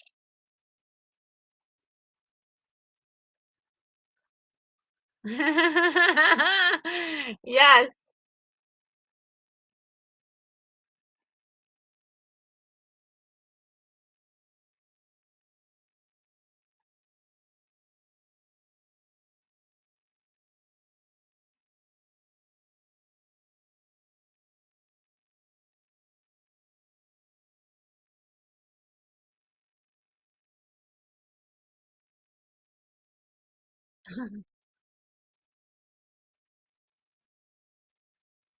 There's so many, like, dead bodies and decaying corpses all around. It's really gruesome.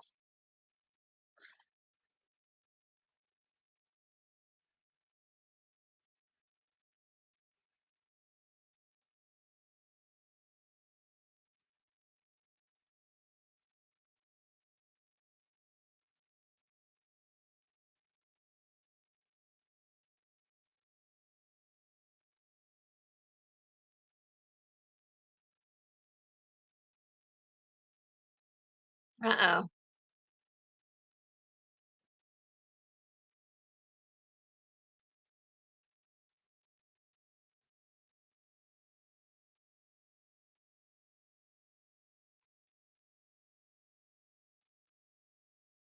He's exhausted.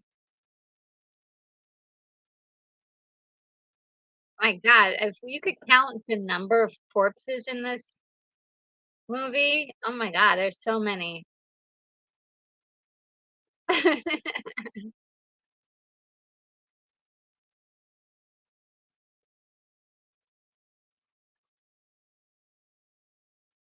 He's like, "Oh my god."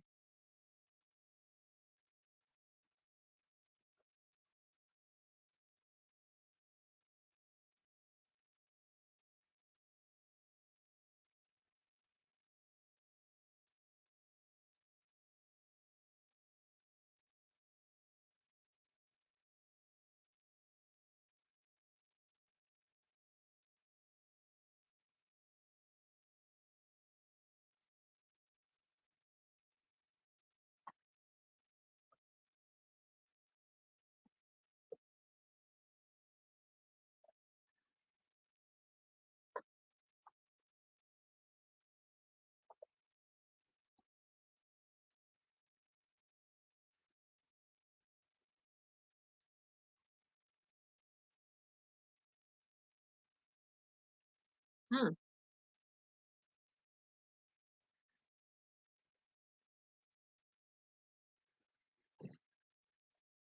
Wow, that makeup is just fantastic.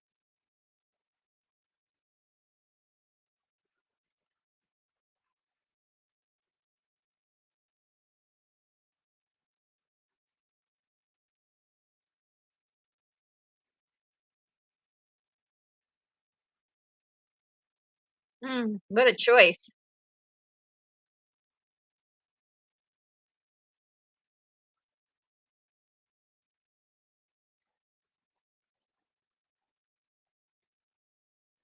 This is my favorite part.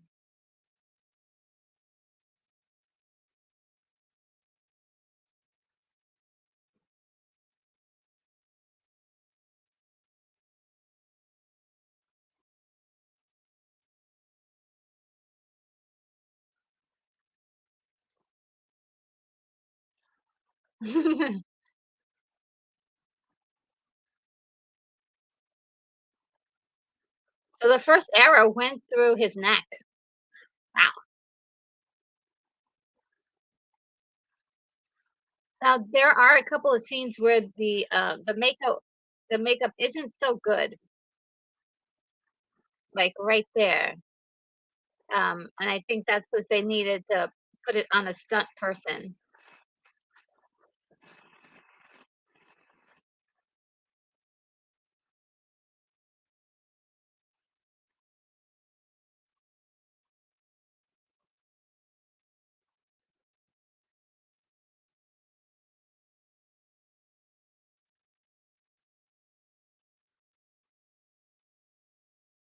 Wow.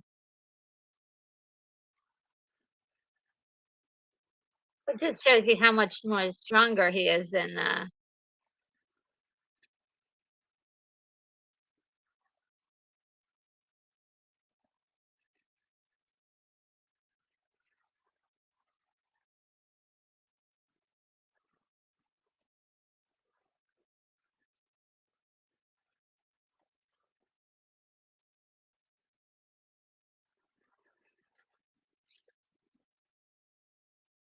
they gotta get that last bit of sunlight. Come on, guys. That's where the stunt person is doing all the heavy lifting there. And then they've got intercut Tim Curry's uh performance in there. She's too weak. Oof.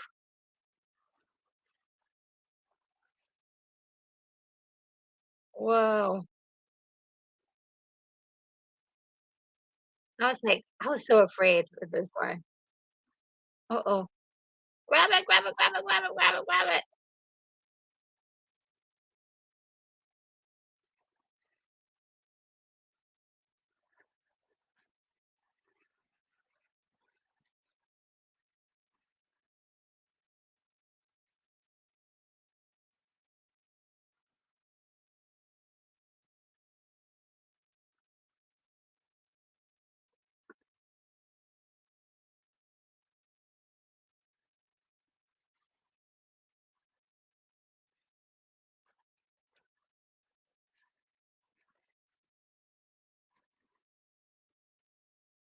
Oh boy. We gave it to him.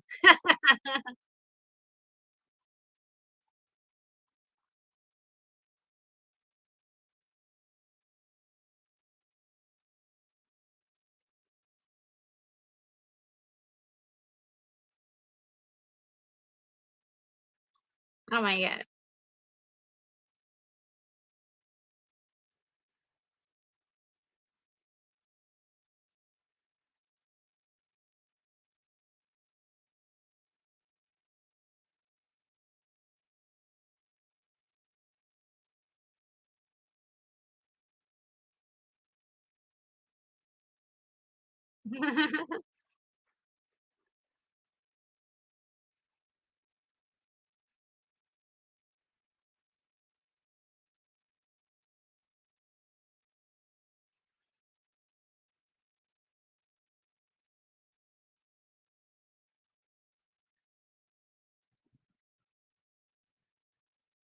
That's right, he cuts off his hands.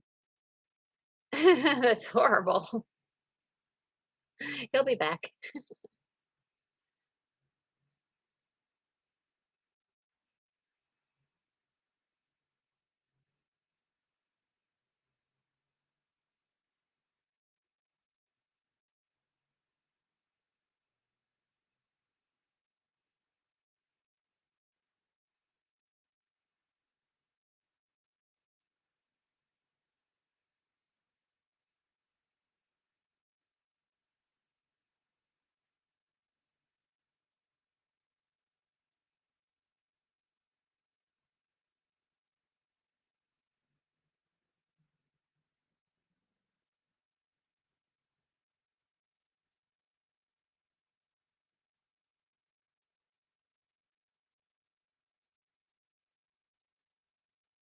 Would that be considered time time travel? They went back to where they were.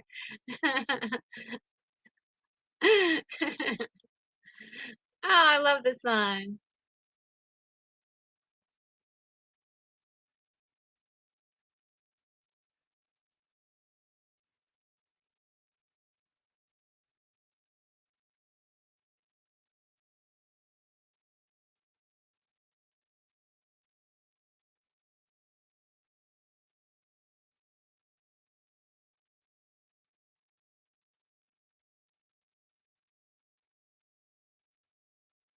This is my favorite part too. It's a happy ending, guys. It's healed.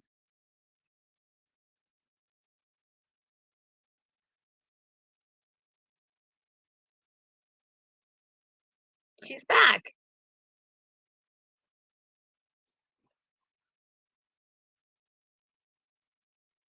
I was gonna say Tom Cruise has more wrinkles here than he does in today.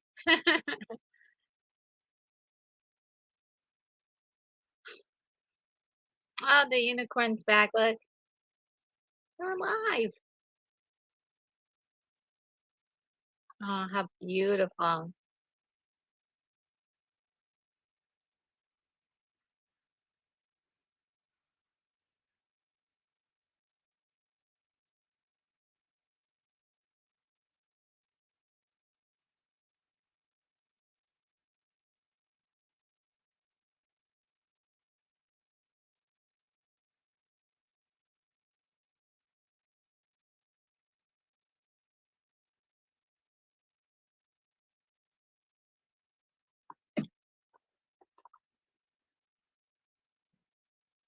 Aw,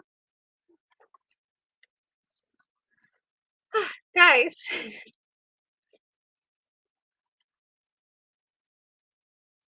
I love this part.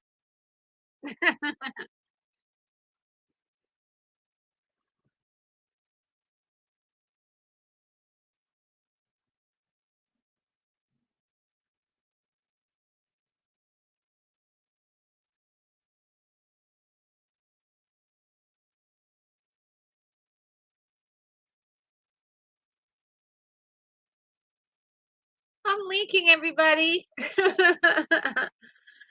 Oh my god.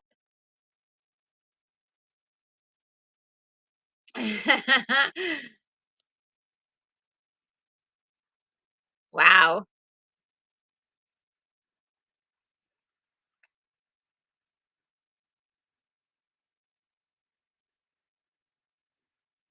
Wow.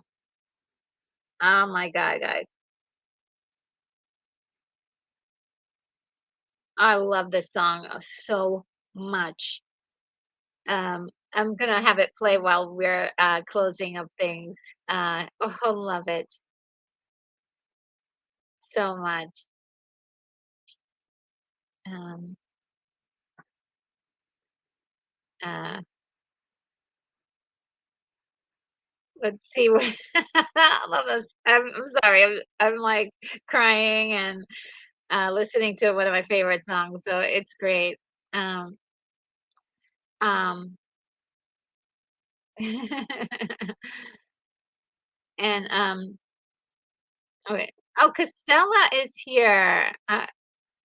Castella says, Tim Curry is a treasure, and Adam says Darkness's voice is fantastic, isn't it?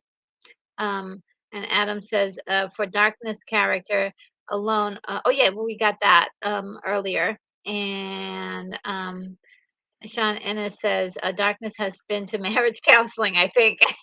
Yes, he's like, let's sit down and talk. You're so right. You were so right. Here's a couple other stills from the movie. Just so beautifully done. The visuals are just insane. Um, Burger says, "Dance, dance." I said. um, and Joe K is here. Hello, Joe K. Says, "This was the first movie ever watched in cinema. By the way, you look a lot younger than what I expected. taking into account that you said you watched Conan in cinemas.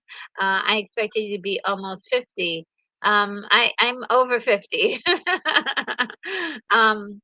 Yeah, my birthday is going to be up in a few weeks. Thank you. You're very kind, Joe K. And let me see, very, very kind and great to have you on board. Let's see. I wonder what, like your icon looks very familiar. Were you under a different name before? Let me know. And Unicorn says almost LOL. Yes, me and Unicorn, both the same age. Well, we were both born in the same year. And Adam says, so darkness is like a vampire, sunlight kills him. Yes, pretty much, except for, he has very interesting meals, and his chair oozes. An oozing chair. May I interest you in an oozing chair to fulfill your interior design needs? No, thank you. Oh man. Uh, and Unicorn Rampant Studios. Oh, thank you so much for the $7 super chat. Powerful spells, unforgotten promises, and unicorns.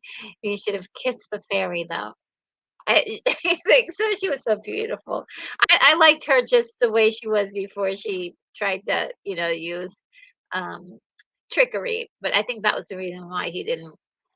He was about to kiss her, but when she started using trickery, that was it. And I want to let's get you an appropriate thank you that matches today's theme.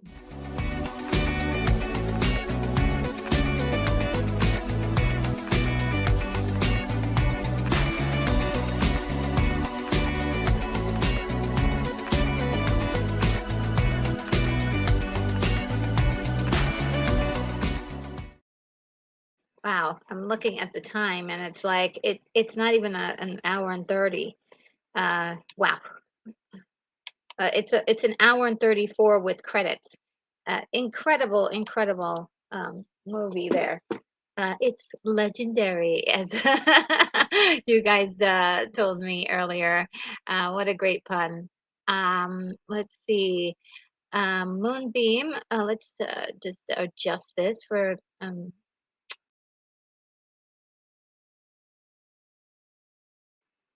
There we go. Moonbeam says, "All right, I'm back. Sorry I couldn't watch the whole thing. I had to receive." Okay, well that's I leave that to ya. And Sean Innes agrees. Una deserves some loving. Oh yeah, she was. I think she was much happier though when she once she revealed who, her physical body, then she was a lot better because I think when she was keeping that secret, that was keeping her from um, from connecting with the rest of the world. Um, and I would love to hear like another story with just Una and and what what's going on with her. Yeah, I had this feeling that there was like a love situation going on with her and the elf character. So it's kind of weird. We should have gotten a sequel. Shannon says, and here's the Brian Ferry song, RNG. Yes, so beautiful. Such a beautiful song. And Moonbeam says, yeah, Pearl Driving song is nice. The Diving song is a nice one. Yeah, right when he goes uh to get that ring, it was just like, just the scenery, the beauty of it, and also a lot of things are in slow motion. So, a lot of people get upset at certain directors because they do use slow motion, but slow motion can show us the beauty of things, like once it's slowed down just a little. And Brogu says, how long is the movie that you're watching, RNG? Mine is an hour and 53 minutes and 27 seconds. It must be looking at a different version. I still have almost 30 minutes. Oh, really? Wow. Okay, so I think you have the director's cut because mine was the theatrical, and that was this. they wanted people in and out of the theaters, it seems. And so yeah, that's kind of interesting how this movie was I really am interested in seeing the director's cut just to see what's the difference and what am I missing. Let me know if well you I'm not sure if you've ever seen the theatrical cut, Brogu, but if you happen to know any extra scenes that are in the director's cut that's not in the theatrical, let us know. And William Blake Hall is here. Hello, just one step at a time. Closer and closer to destiny. Um, I knew at a glance there'd always be a chance for me, and saying some of the lyrics from the song. And Sean Ennis says, "Happy birthday wishes, RNG." Oh, thank you. Look, very very early. It's about in a month. I would say, like, give it take when it's like a couple days. So, but I'll let you go. I'm actually gonna stream that day. So. And so I'll be streaming on my birthday, and and opens cool.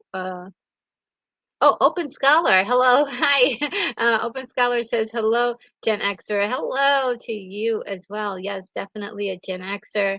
Um, and William Blake Hall says, with, with someone I could live for, nowhere would I rather be. Um, is your love strong enough? Oh, yeah, the lyrics are really, really cool. And Jack says, you're just an animal. We are all animals, my lady.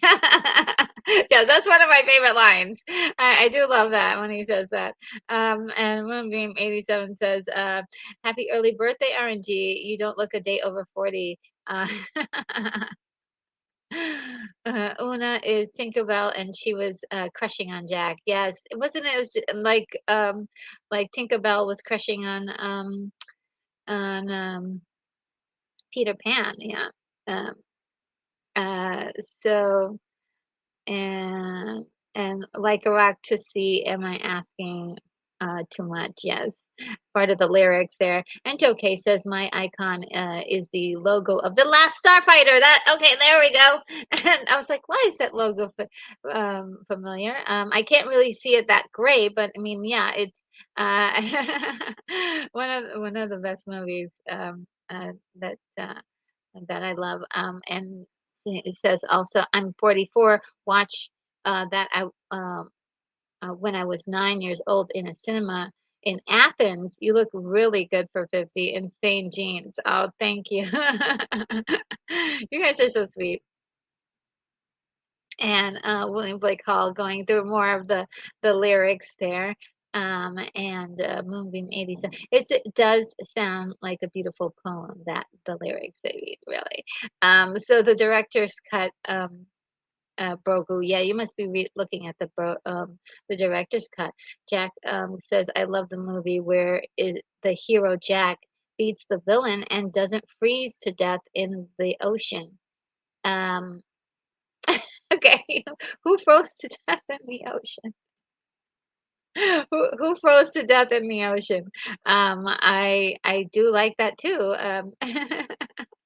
Um, yeah, it's a classic hero story, and it's very just like a Unicorn Rampant Studio said, it's got an Arthurian feel to it.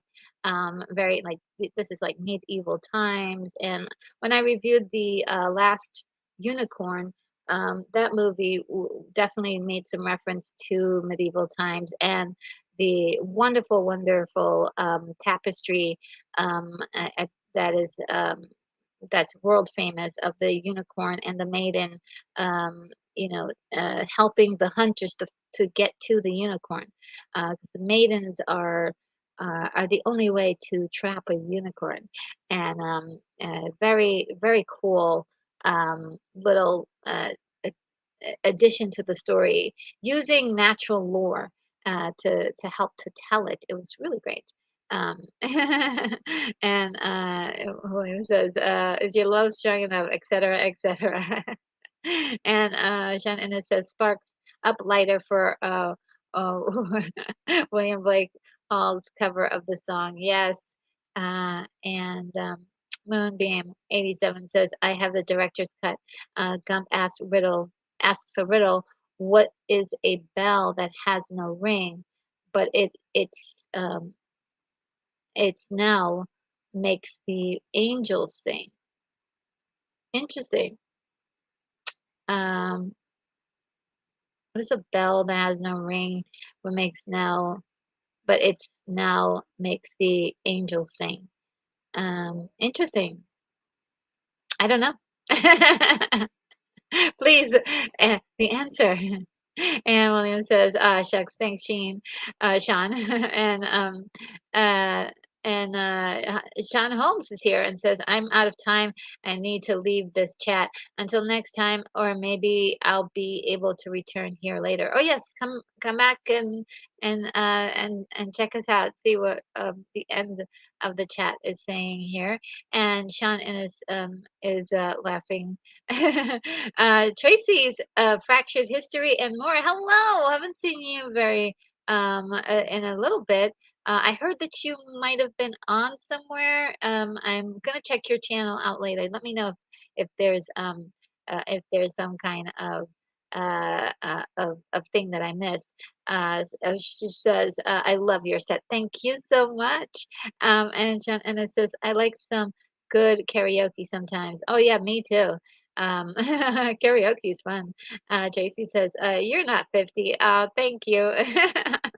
And Joke says, "I watched the European version in the cinema with the proper soundtrack." Okay, so there's a difference in the soundtrack, right? James Horner did the soundtrack for this movie instead of having it like completely sent out in this version. I do like the the synthy stuff because it does add to the mysticism, but the way it's like mystical and all that. But I would love to watch the one with James Horner's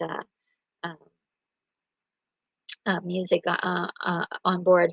And Tracy says, "You look like you're more like 30." Oh, thank you. Wow, that is so sweet.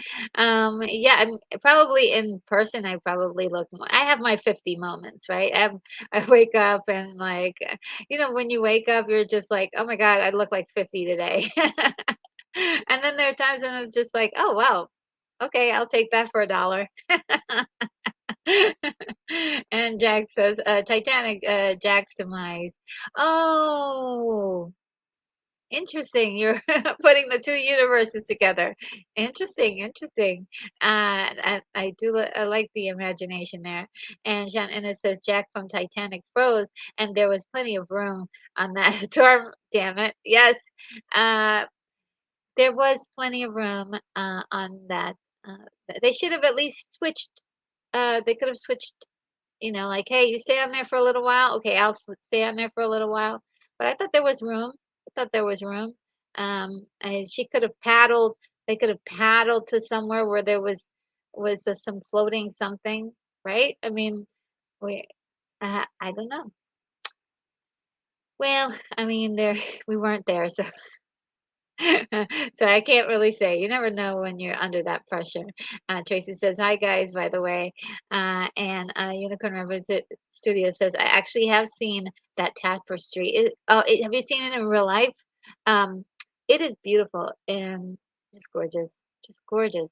Um, Moonbeam 87 says Jack Dawson froze to death in the ocean in James Cameron's Titanic 1997. Yes, I completely forgot about that. And William Blake calls, for that matter, there was plenty of room on that iceberg. And Unicorn Rampant Studio says, in the Musi Cluny in Paris. Oh wow, you went to Paris? Oh my God, it's my dream to one day go to Paris. That sounds really really cool. Oh my God. And Jack says, "You win the prize, Moonbeam." Yes, you do. Right, connecting the two worlds. Um, and let's see. Uh, I didn't see the connection. Um, and uh, let's see, J.I. Husson is here. Hello, Ji. Says greetings from Peru. Oh, nice to meet you and see you here. Welcome to the live stream. And Moonbeam says, oh, also William Blake Hall says hi too. And Moonbeam says the answer to Gump's riddle was bluebells. Uh, oh, bluebells. Are those flowers? Jack, Best Gump, he would have died if he got it wrong. It's the elderberry wine scene. Oh, okay. Interesting. Oh, it's like at the beginning, more towards the beginning of the film. Did not know that. Thank you. Uh, and Shannon is saying hi as well. And William Blake Hall says, I love how Bilbo Baggins answers the riddle entirely by desperate accident when he yells time. Bilbo Baggins, is that the Lord of the Rings? It's been a while. It's been a while for the Lord of the Rings. Before, yeah, I wanted to before I go, I wanted to go over quickly what's coming up, what videos are coming up next. Um, let's see if I have some kind of um,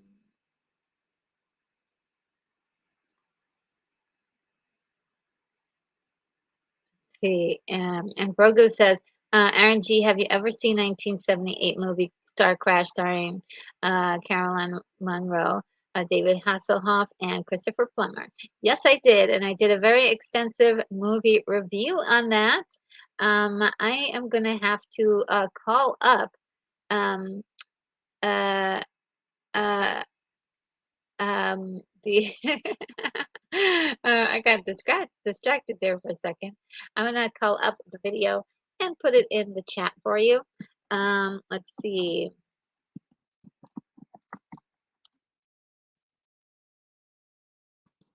It's such a good movie. I mean, well, it's one of my favorites because it is silly and fun and schlocky, and I just love it to pieces. Just really. Um,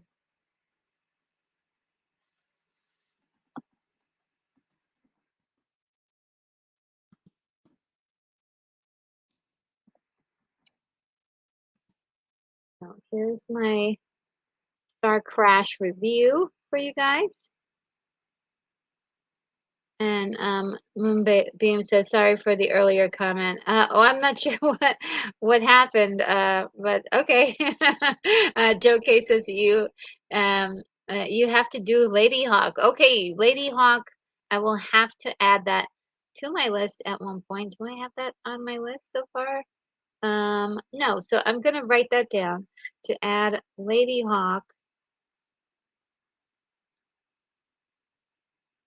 to my list. I'm not sure if I have a copy. If I don't have a copy, I might not be able to, but let's see.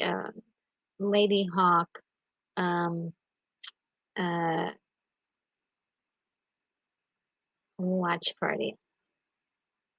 Thank you for the suggestion, Joe K. That's really cool. I do love that movie. It has a lot of the same flavors as this one, right? But not so much fantasy. But it does have that fantasy element to it, with with a little magic, and like a wonderful premise of curse, um, that is plaguing this couple that is madly in love with each other. And William Blake Hall says, uh, Joe K agreed, Lady Hawk very much worth seeing. Yes, really good. What a great concept. Um, and Bogu says, it must have been before I knew about your channel. Oh, yeah, most likely, yes. Well, thank you. You're so sweet. Yes, it might have been that. But yeah, there's the review there. And Moonbeam says, yes, I'm glad I'm not the only one who all saw that room on the rose door. Yeah, I saw it too. Everybody did. I think we're just sort of like, what?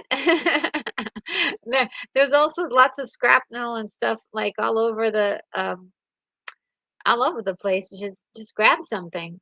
Uh, Uh, and Joe says, if you don't have a copy, steal one. LOL. Yeah, well, I think I can get myself a copy. I just don't know if I have it already. So I have to go in my archives and look. I might already have it. And Jack says, great watch, RNG. Good night to all. Oh, and we'll have another Corona in Tim Curry's memory. Thank you so much. I'm going to add this to the outro. Um, to yeah, yeah, because that is a nice comment. Thank you. Moonbeam is helping me out. Lady Hawk 1985. Thank you. You know how much it makes such a difference finding things when I have the dates and everything. And William Blake Hall says, yeah, the get the Matthew Broderick character of the Philip uh, Philip Philippe to steal a copy of the Lady Hawk for you. Okay. And that was, believe it or not, I did not like. I have to see this again because I didn't, for some reason, I didn't like his performance in that movie. But um, I guess it was just a little bit different than what I was used to seeing him. But I really should see it again. It was maybe my opinion might change about that.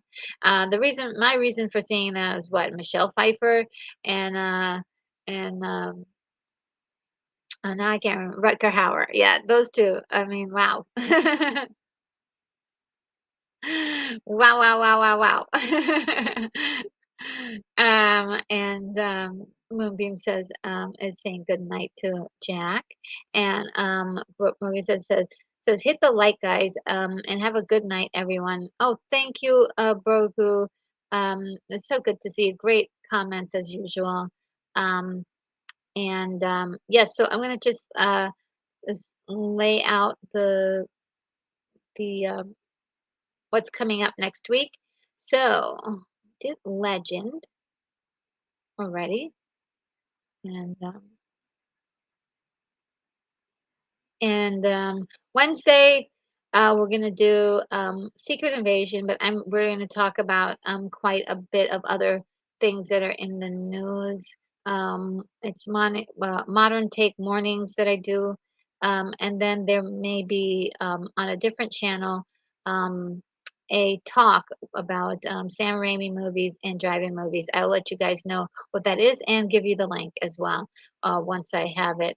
Then on the 14th, Friday, I'll be doing Remembering Canon Films, uh, we're just gonna talk not about the films itself just yet, but about like the eras of the films.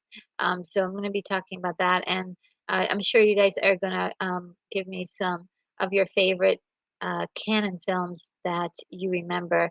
There is just something very interesting about always seeing that canon um, logo at the beginning of every film that they had that was kind of iconic. And some of their films, you know, they had a lot of I would say not quite like almost B movies. They had a couple of movies that were really good at the box office as well, but they were really more famous for a lot of the B movies that they did. I'm really anxious to get that started. I'm planning out at this point 3 different episodes, and our friend Lance from the Outcast Creative will be hopefully joining us for at least 2 of those episodes to talk about his experience because he used to work at um, the at Canon Studios, so or Canon Films. Um, and then on Saturday next week, we are going to be watching the movie Tron, 1982. It's going to be awesome, guys. I just can't wait. I wonder if I have any glow sticks around here. That would be kind of cool to have for the party. Yeah, Tron was amazing, and I can't wait to look at it with you and look at those crazy old special effects that they had and just enjoy that film with you. Um, the other movies that we have talked about being a part of the watch party that's in the lineup right now is Spaceballs, Starship Troopers, and Princess Bride. So and um, Outland after that. So I won't go any further into the future and thing in case something changes. But yes, Tron is next week, and that will be so much fun. So much fun, guys. And let's see.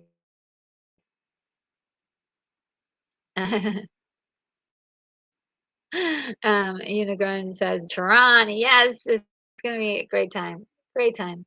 Um, and Moonbeam says, yes, Tron was in 82. Yes, 1982. And JI says, Tron, good choice. Yes. I think so. I think so. And Spaceballs was in 1987. Yep. Yep. Spaceballs, very good movie. Well, guys, I think this is going to uh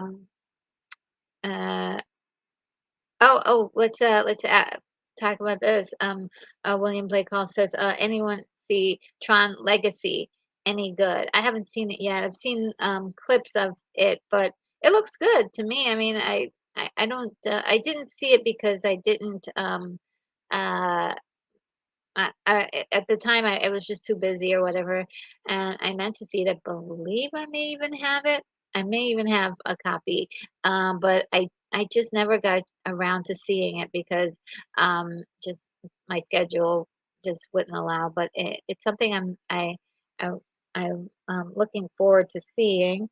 And all the reviews seem to be good. Look, Unicorn Rampant Studio says that he liked Tron Legacy. So yeah, and it's one of those movies that like I said, it looks like the production was really good. It looks really sleek and beautiful. Great music, from what I can tell. And I'm looking forward to seeing that. Maybe I'll do it before we we do the Tron movie, just sort of as a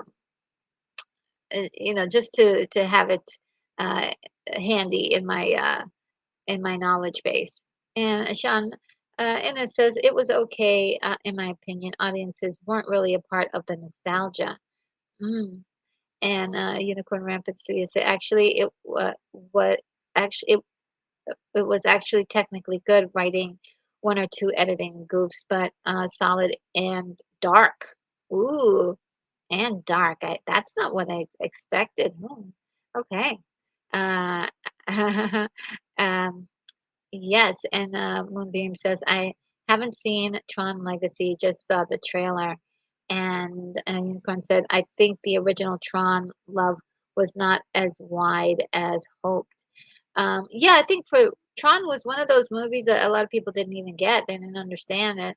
Um, and it was made fun of by a great deal of people.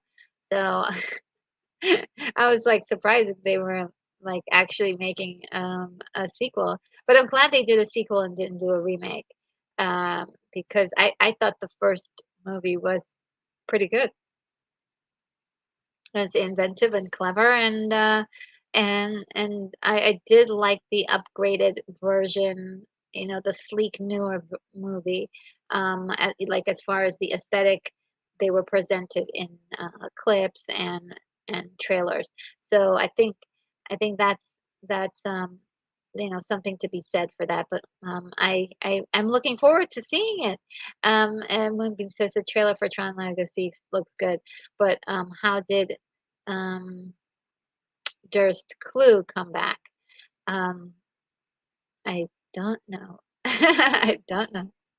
And Unicorn says it's a visual classic. Yeah, visually, yes. And I think when you think of a movie that did something very unique and very groundbreaking, it falls in that category by um, they were doing incredible things to achieve the look of Tron in 1982, and they did it well. There's a lot of it that doesn't look dated. It looks different, right? Because you're in this different universe, um, and for a long time, I was looking at that film just wondering, "Oh my god, how did they do this?" So it did have that look to it, like, wow, how did it is all of this animated? Like, I was trying to break it down when it came out, trying to figure out how they did that, and, it is just beautiful. Can't wait to, like, review that one too. So, yes, guys, I think we're before I get started on, like, another rant on, Terminator, uh, we better get out of here. Uh, that's my weakness, guys, Terminator. I have a wonderful, let's see if I can remove this. Yes, I have a wonderful little 3-minute video that plays usually at the end, and during that time, you can say goodnight to the friends that you have in the chat and any friends that you made along the way. And also, any last comments that you have to say to me, anything that any new movies that you are suggesting for the next watch party, or any hype you have for something that you heard, let me know. And uh, run.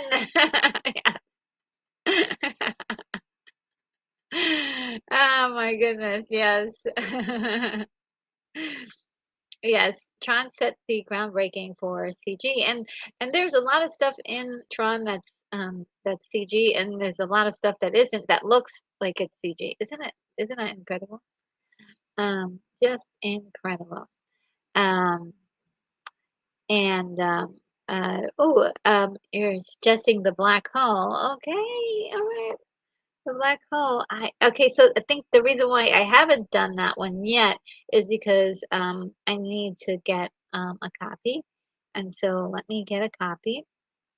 Oh, I'm uh, or do I? Let me check. Let me check to see if I have a copy, because that might be the that might be the issue here. Let me double check to see. I may have it and not know it. Um Let me double check before I let you guys go. I'm almost gonna let you guys go. Let me just double check if I have the black hole.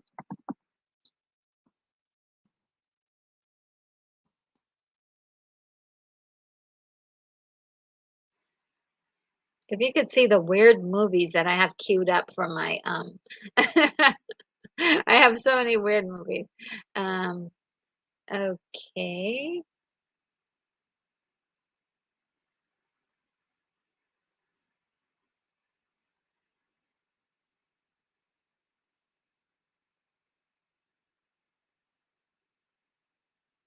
Oh, um all right. So for that one I do have it. Let me just let me add it to my thing. I have all these little areas where I can watch, I can access things. Um, so I'm gonna put that. Why don't I put that? What was the last thing I mentioned? Um, so I'll put that on the list. So that will be one of our movies that we see. Okay, that should be cool. The Black Hole. It is a scary movie. For me, it is. I know. It scared me as a kid. I haven't watched it since. I don't think so. I haven't watched it since. Another scary movie for me that was like in space was that movie Saturn 3. That was scary. Ooh, that was super scary. What they did at the end, oh my goodness. And another one was Android. That was another early 80s movie that was just like super scary. Um, and it's in space. Very very insane movie. Williams Blake Hall says the Terminator is RNG's attention span Terminator. Yeah, yeah, I do have a passion for Terminator. And Sean Ennis says, "Good night, all. Until next week." Oh, okay. Let me highlight this for the outro. Um, and let's see. Yes, I do want to highlight that for the outro. Thank you so much. Let's see, for being here, Sean Ennis. You're awesome. And uh, Unicorn says, "Oh, okay, I'll get you a copy." Oh, no need, no need. I have a copy. Thank you so much. You're so sweet. I do have a copy. I just need to access it when it's time. Thank you, thank you. Yes, I have it. Um, uh, and it's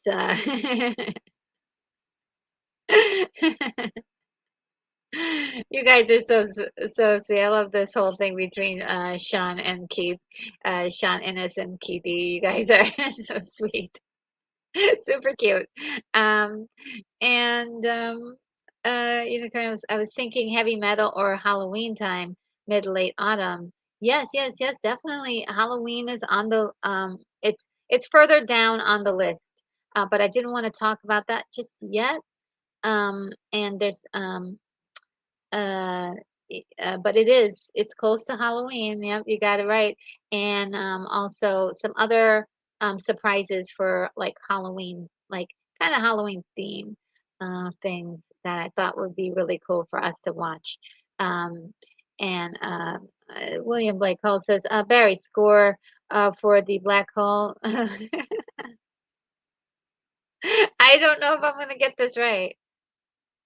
Da ba da ba da ba da ba da ba da. I don't know if I'm saying that right. But Unicorn loves it. And Unicorn says there's a song called Attack by John Spencer. Blues explosion samples the black hole score. Oh, wow. Attack by John Spencer. And Shannon, it says, LOL started to say goodbyes and people had to bring up Terminator. Yes. I actually did. I brought it up. I'm sorry about that, guys. Yeah, Terminator is, I'm unreasonable about Terminator.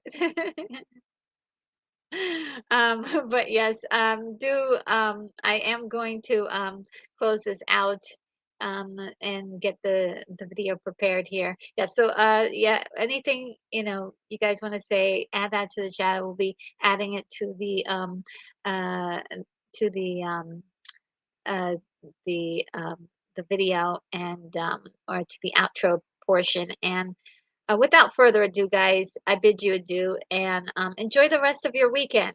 Take care.